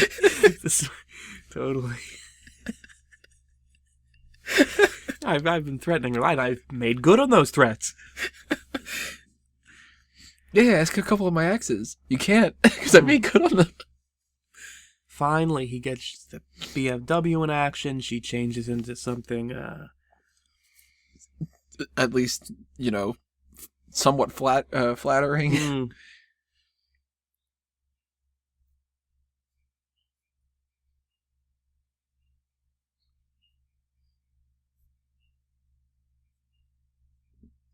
She's quick to judge, isn't she? Like he has anything to say about this? It could easily just be, the villains trying to hunt us down. You're like, Boris with toys.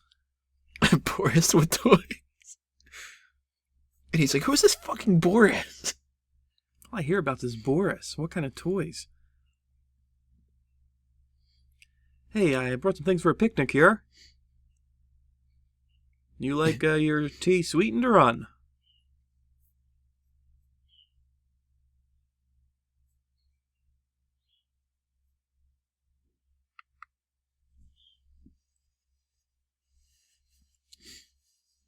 Go see, we were talking about the continuity a little bit earlier and whether or not they acknowledge that certain films happen or whatever. Do you think they're supposed to be implying here the reason why Jack Wade takes over is because of what happened to Felix? Interesting. Like he's retired? Like that's why Felix isn't there anymore? That's convenient, yeah.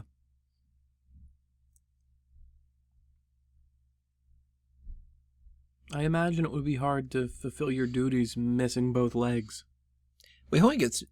He loses more in the books, right? I mean, he gets, real fucked up in the book, I think. But in the movie, I don't think he loses everything. The shark tears his legs off. Doesn't he lose... an arm and that's it or something? No, he goes in legs first. He goes, ah! Don't they show a shot of him, though, where he's just, he still has his legs, but he's just, cut up? Maybe they're prosthetics? I thought it was the part where he's on the couch. We're sitting here talking about License to Kill. I don't remember. Let's put on License to Kill. Yeah. Hey, Jack Wade, don't press any of the buttons on that car. We wouldn't want to have some kind of a worthwhile action sequence with this expensive BMW or anything, you know what I mean? The BMW saw as much action as Q's lunch. They make up for it, though, in Tomorrow Never Dies. You can tell that somebody passed a note down and said, we didn't do anything with that car. Then they're like, all right, we'll make this, enormous action scene about him driving a car with a phone. Yeah. BMW said, we paid you a lot of money. Yeah. For you to have a guy who's not James Bond drive away in our car. When we signed this contract, we thought Pierce Brosnan was going to be in this car, not Jodan Baker.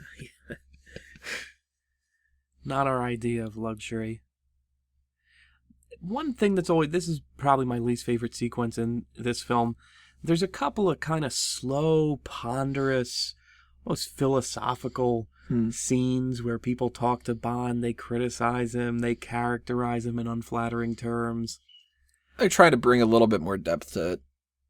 I mean, like, look at the Craig ones now. I mean, there's whole scenes where he's talking about how damaged he is and, you know. I like Bond in Diamonds Are Forever say, when he'd take a lady's bikini top off and choke her with it. Well, to be fair, we don't know what happens at the end of this scene. Right. It does transition pretty hard from, you're a real ass and I'm never going to love you, and he's like, I really don't fucking care.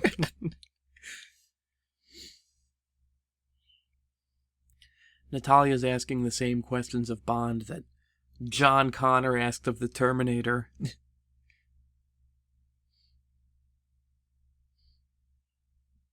Yeah, little do we know that there's a deleted scene in this where Natalya teaches Pierce Brosnan how to smile. Hey, Bond, why don't you practice in front of a mirror or something? Uncle Bond, huh? Uncle Bond.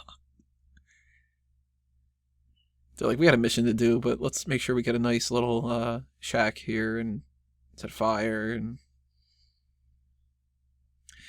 one thing I do like about Brosnan in GoldenEye, it doesn't show up as much in the other films, but he could be a real dick in certain scenes, and I do love how they acknowledge in this. It's like, you know, you really mean for him that you wouldn't care? Yeah. Right. In a normal action film that wouldn't be serialized, you would be like, you wouldn't believe it, but the fact that you never see Natalya again, or any of the other ones again.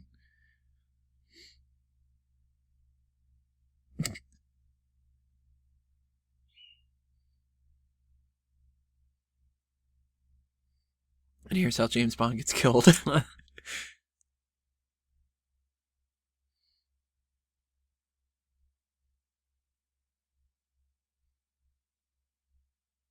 I don't know. Like you said, given a choice, I'd pick Xenia. I'd die, but, you know. What a way to go out, though. I get a second life. You know, you only live twice. You in the same boat as me where anytime you ever see the satellite dish that they use for this scene in any other film or anything else, you just immediately think that it's GoldenEye? I was shocked to realize it's an actual thing, and it's an actual functioning, I don't know what it is, but it's it exists somewhere. It's not a prop. It wasn't built for the film. I mean, they did build some props, but like the actual thing itself, like they did film it there and stuff. But what is it? Do you know? It's a weather thing. I don't know if it's a weather thing or if it's like SETI kind of. What's that? The satellites that they've positioned to hear anything from outer space. It might be one of those kind of things.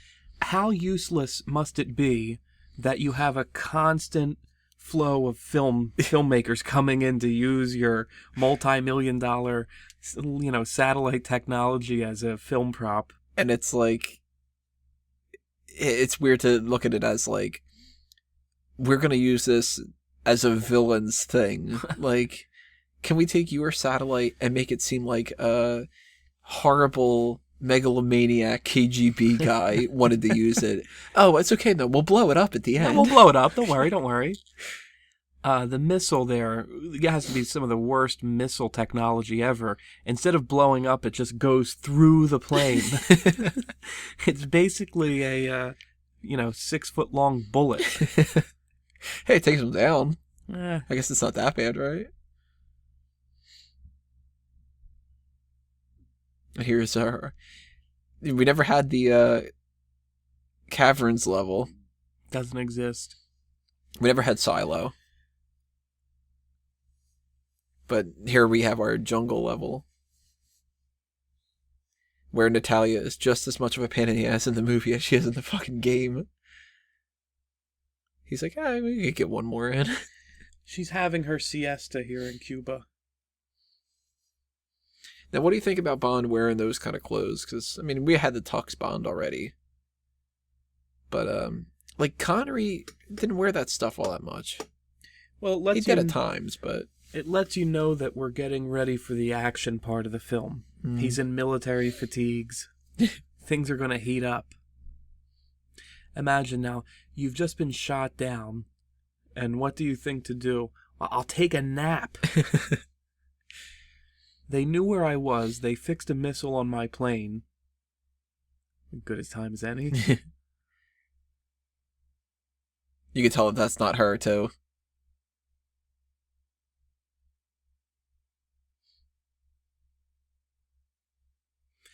You know she means business. She's pulled her hair back.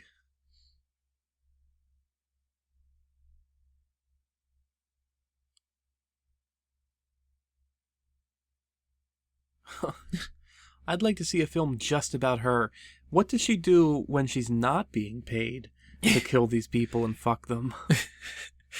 I imagine she just finds random people. Like, if she goes to the bar, you know, because she wouldn't have to do any work, you know? She's gorgeous. Oh, yeah. She enjoys it way too much for it to just be work. No, it's not just a work activity. This is, you know what they say, you got to do a job that you love, and then you don't work a day.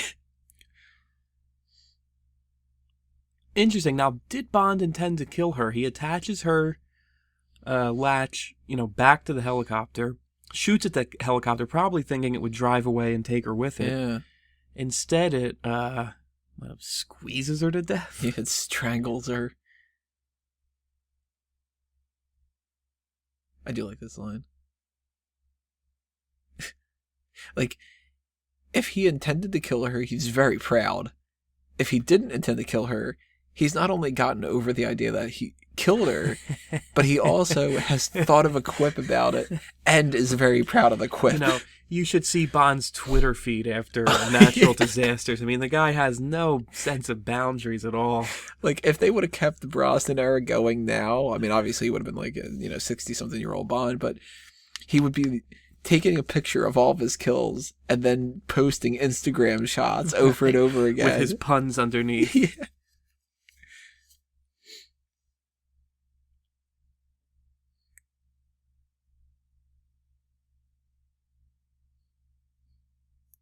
Wow. But yeah, I don't know. I mean, I guess he didn't intend to kill her because, Bond's good, but at the same time, how could he imagine that it would twist around the tree? And, right. It seemed very circumstantial there.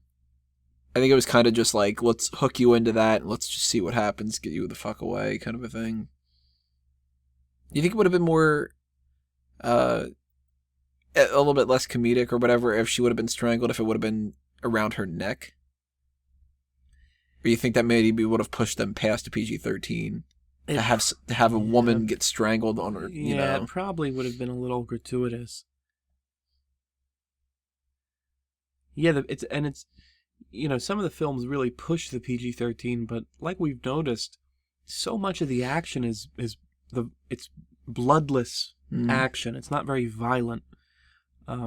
It's more violent than some of the other films. But at the same time, it's the Craig ones are worse now. This is the world's largest toilet. Now, wouldn't you kind of be tempted to just take a piss in that? Oh, certainly. Once in a lifetime opportunity here. And watch it drain. I always thought it looked like this footage was being played backwards. When the water jumps up.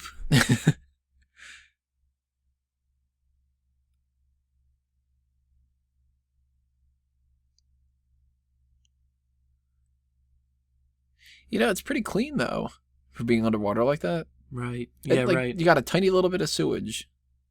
Or algae or whatever that's supposed to be. There he's got his 4th-generation Boris pen. The GoldenEye satellite Misha, named after one half of the knife-wielding circus-performing duo from Octopussy, Misha and Grishka. Mishka. Grishka. Grishka. Grishenko. It's a good thing 009 wasn't in this.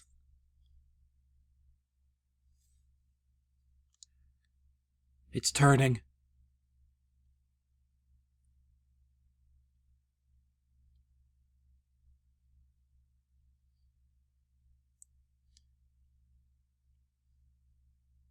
Oh, that'd be kind of fun.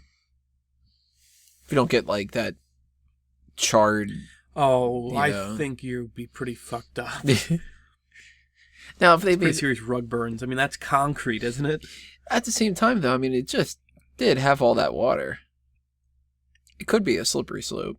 Like a slip and slide. Slip and slide. The world's largest slip and slide. The world's largest toilet becomes the world's largest slip and slide.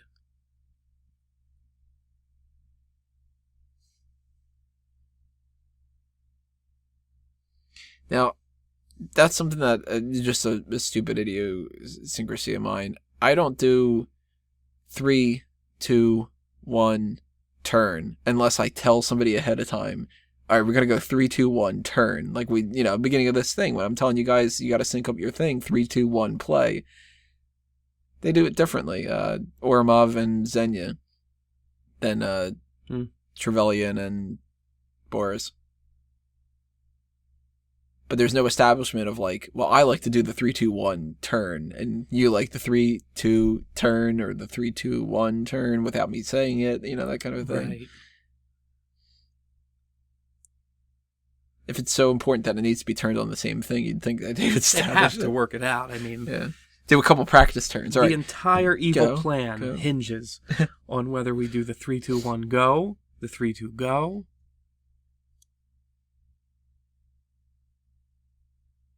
So he has 7 shots in this gun, right? Yeah. Timed mines. No, they're the remote mines. Oh. Because he's got the watch. Okay, right. And he disables it in there. And they don't pay attention at all. He just throws a mine underneath them. That was his pistol he threw at them to let him know he was unarmed. Oh, I thought that was a mine for some reason. 20 years later. Wow. I've never paid attention to that detail. I thought he threw the freaking... That makes so much more sense. All this time I'm criticizing this movie for something that's clearly my fault. Yeah. I thought it was blood the first time I saw it. Yeah, me too. And they don't pay any attention to this. Just another shitty job from the contractors here in our secret enemy base. I mean, that you get what you paid for.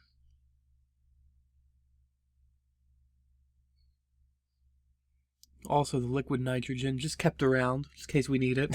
Have a cool fog party later. Well, it's a celebration after they take down London. The biggest dance party you've ever seen.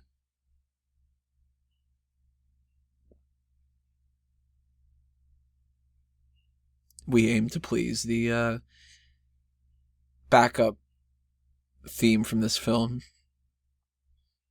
We aim to please.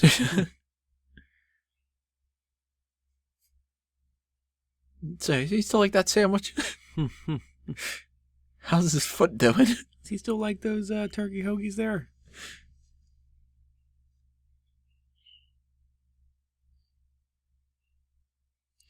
It's a little underwhelming, though, when you look at, like, we've got the car, it's got these missiles and stuff, we don't use it. Here's these remote mines, we don't get to blow it up, Kind of fucking with the audience a little bit here.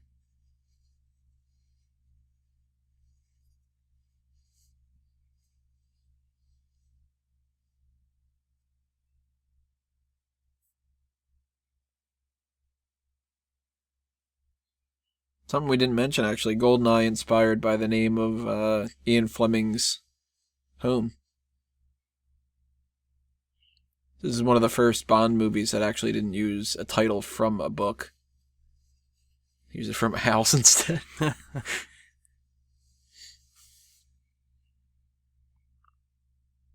GoldenEye. I thought they named this film after the video game. Well, then it would have been GoldenEye N64 or GoldenEye 007.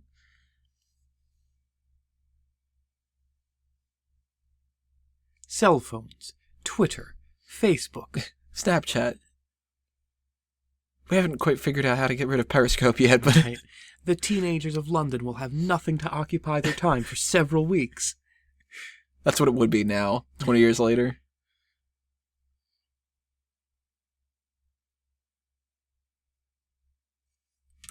More ponderous dialogue here.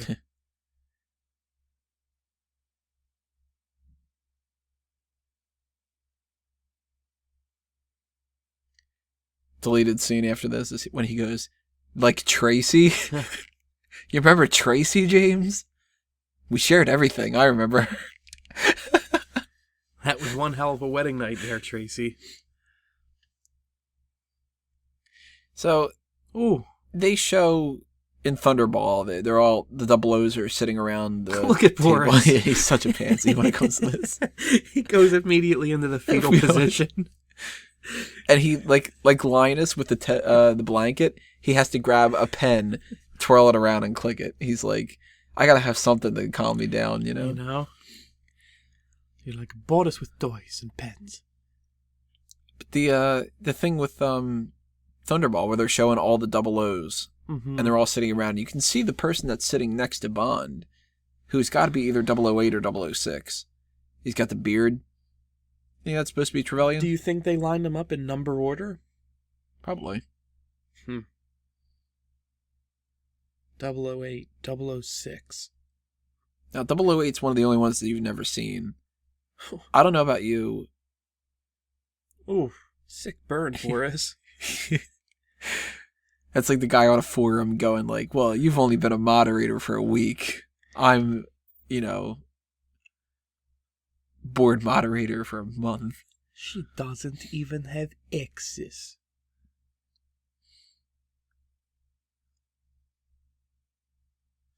Alright, are you keeping count here? Was that 3? I have no I idea. lost count already. Yeah. He only clicks in even numbers, too, which makes it difficult. Multiples of 2. Yeah, so how does that work? I mean, if he clicks 1, 2, and then 1, 2, he's clicked the 3 to arm it. Exactly. He hasn't clicked 2 other more times to do it. Or is it just that he clicks that other 2 to make it 6 in that span of that time period? He's like Boris with toys. You're like Boris with pens. Keep clicking.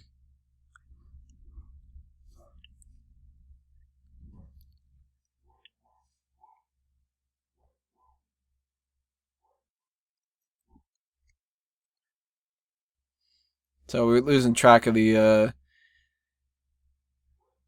clicks. The clicks here. Clicks. Oh. Now there's tension for you. Give him the fucking codes, Natalya. What if Bond has miscalculated the number of clicks and everyone waits there for a second thinking something's going to happen?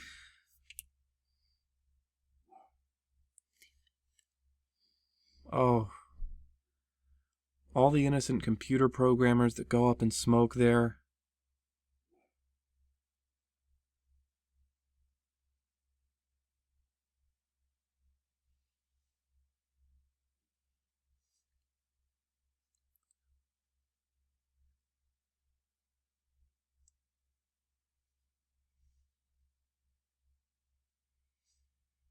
Great ruse by Natalya.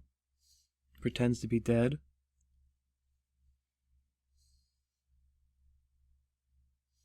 Yeah, she's good at faking people out when she's in some kind of like a control center. Right.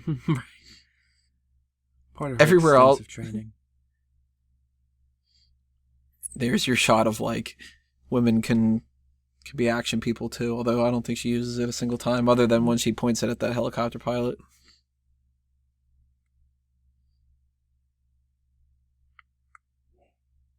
We just built this place. I'm fixing it.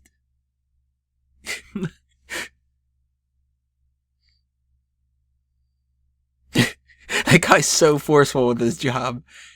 Puts the gun right up to him and gives him this look of like, I'll fucking do it, buddy. I'll fucking do it. Don't test me. I've seen how much work you got to do to get some fucking benefits around here. Yeah. I'll kill your ass. You know, my friend conducted that train. Right. He followed the rules and he got a fucking tank shell to the face.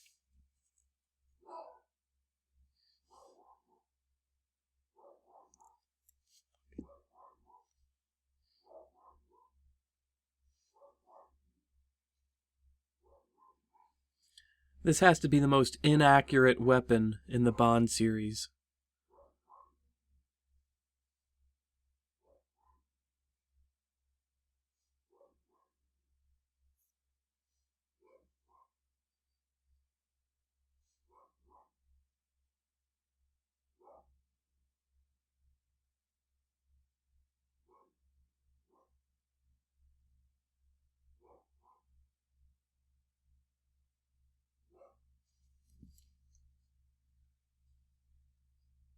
So if we haven't been able to edit this out, I apologize. I have a dog barking in the background. He's very excited here at the finale. Yeah, he waited until the end here. All of Boris's coding and computering. See, my dog in the background, he watched that scene before of the wolves in the Severnaya bunker. And was like, well, we got another bunker here, but we're the dogs. I think I'm going to represent. Right. All of Boris's work amounts to nothing when Bond shoves a pipe. It's like, what is it? In Casino Royale, M refers to Bond as a blunt instrument. There you go. And it's like Bond establishes here, blunt instrument can defeat anything. Sometimes the best weapon is the most obvious one. The financial system of London came down to one pipe there, one conveniently placed pipe.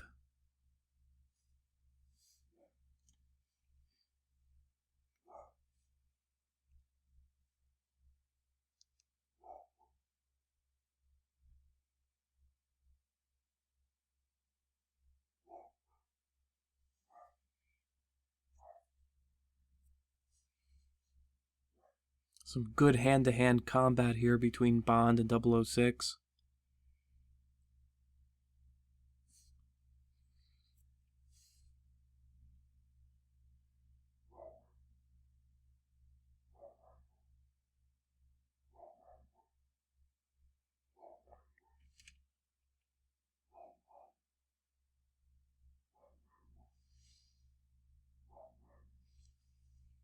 Oh. I don't know how he's still standing after all that.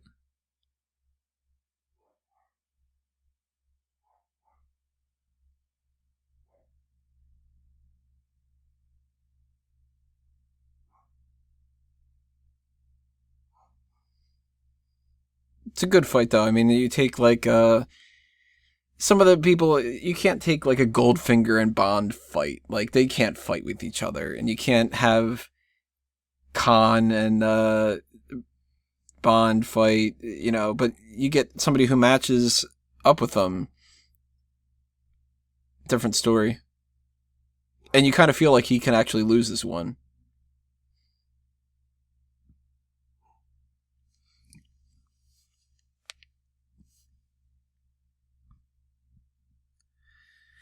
Yeah, somehow I think climbing all the way back up the ladder is not going to work this time, Bond.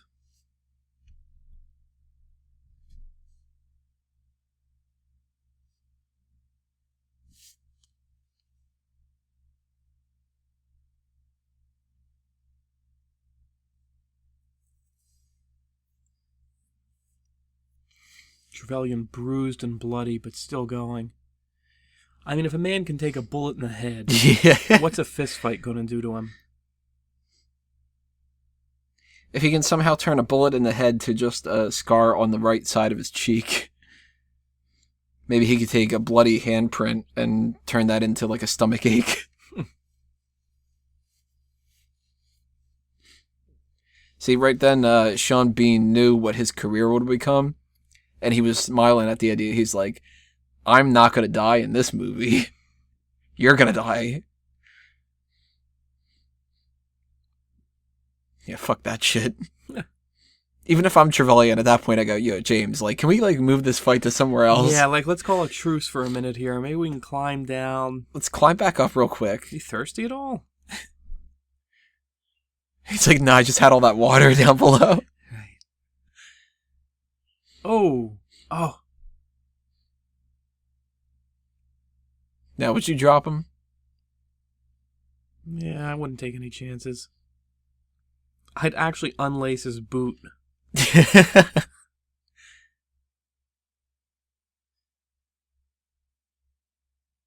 Oh my god. Watch the bounce here at the end. Ooh. Smash. And his foot goes sideways, like... Oh, Boris. But the fucker still lives! Like, I don't get it.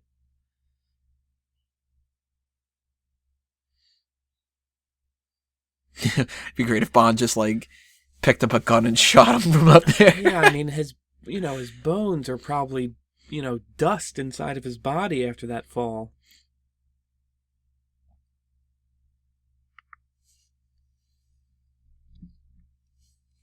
Mr. Bond James Bond. Look at that. And if Bond misses that little jump right there, there goes over. The world, because it's such overkill. I like the implication too that the entire thing falls into his screaming mouth. I never looked at it that way. That the actual point goes into his right mouth. Down. Good Boris. See, if he had his Nightcrawler powers, he'd be able to teleport out.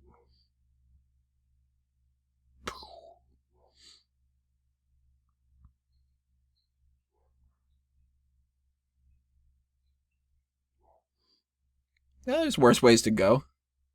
Yeah, probably instantaneous, Funny enough, he's one of 2 characters that dies with a smile on his face. Right.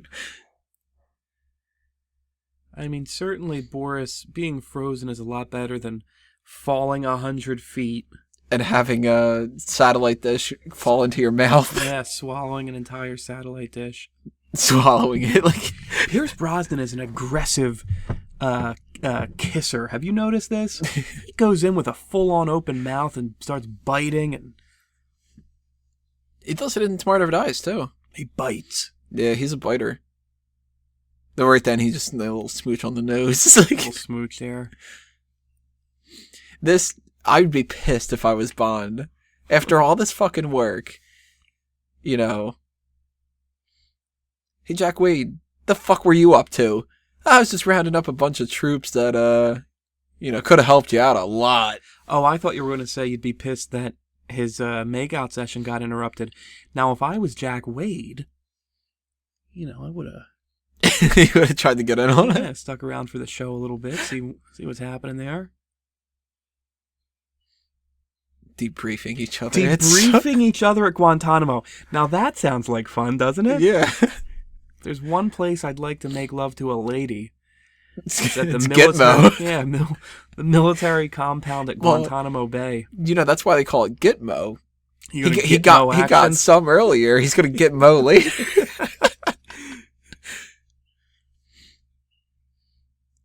So how does this rank when it comes to ends of a Bond film? I mean, most of them end. Bond's got the girl. There's some kind of joke about it, whatever, that kind of a thing. Die Another Day. They've got the pan out from the little cabin where they're with the diamonds or whatever, and Moonraker's got the shot of the shuttle. Right. I don't know. I think I love this song. I think it makes sense for the movie to kind of end here. But I also kind of think maybe it's a little bit underwhelming. I'm kind of with you there, and it might seem like splitting hairs, but I like when they end in an intimate moment. Bond pulls the covers over them, and it ends there. This kind of zoom out, you see helicopters go away. This horrible song. Listen, the 80s called. They want their... They want their terrible romance song back. I don't know. I like when a Bond movie's got the one love theme and the one main theme, and I like listening to this song.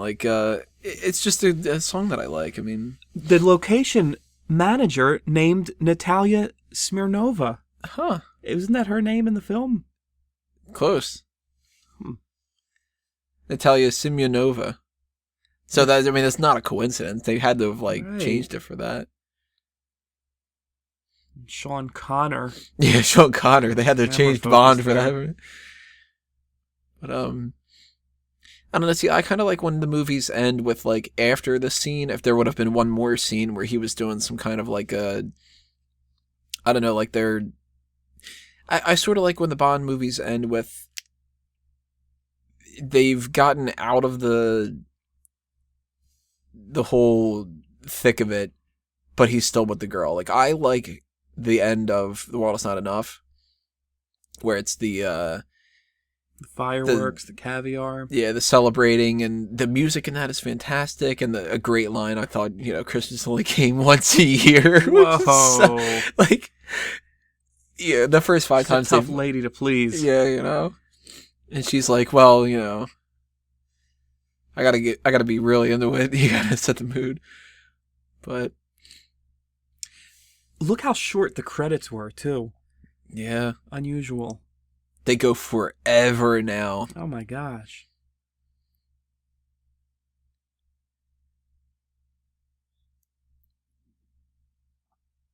And now, actually, they've made a little tradition out of the credits tend to be one of the only times that you hear the Bond theme itself.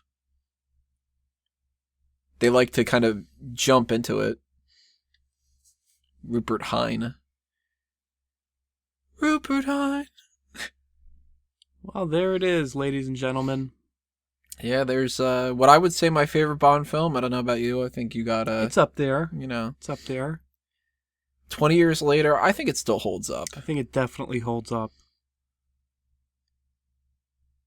But we want to thank everybody for listening along with us. We want to invite you guys to check out all the other stuff that we're going to be doing, James Bond related. And if you like this one a lot, you want to hear more of our opinions about some of the other ones, do some more ones in the future. James Bond's going to return. Maybe Fanboys Anonymous will too. Thank you. Thank you all for listening, everybody. We'll see you next time. Geeks out.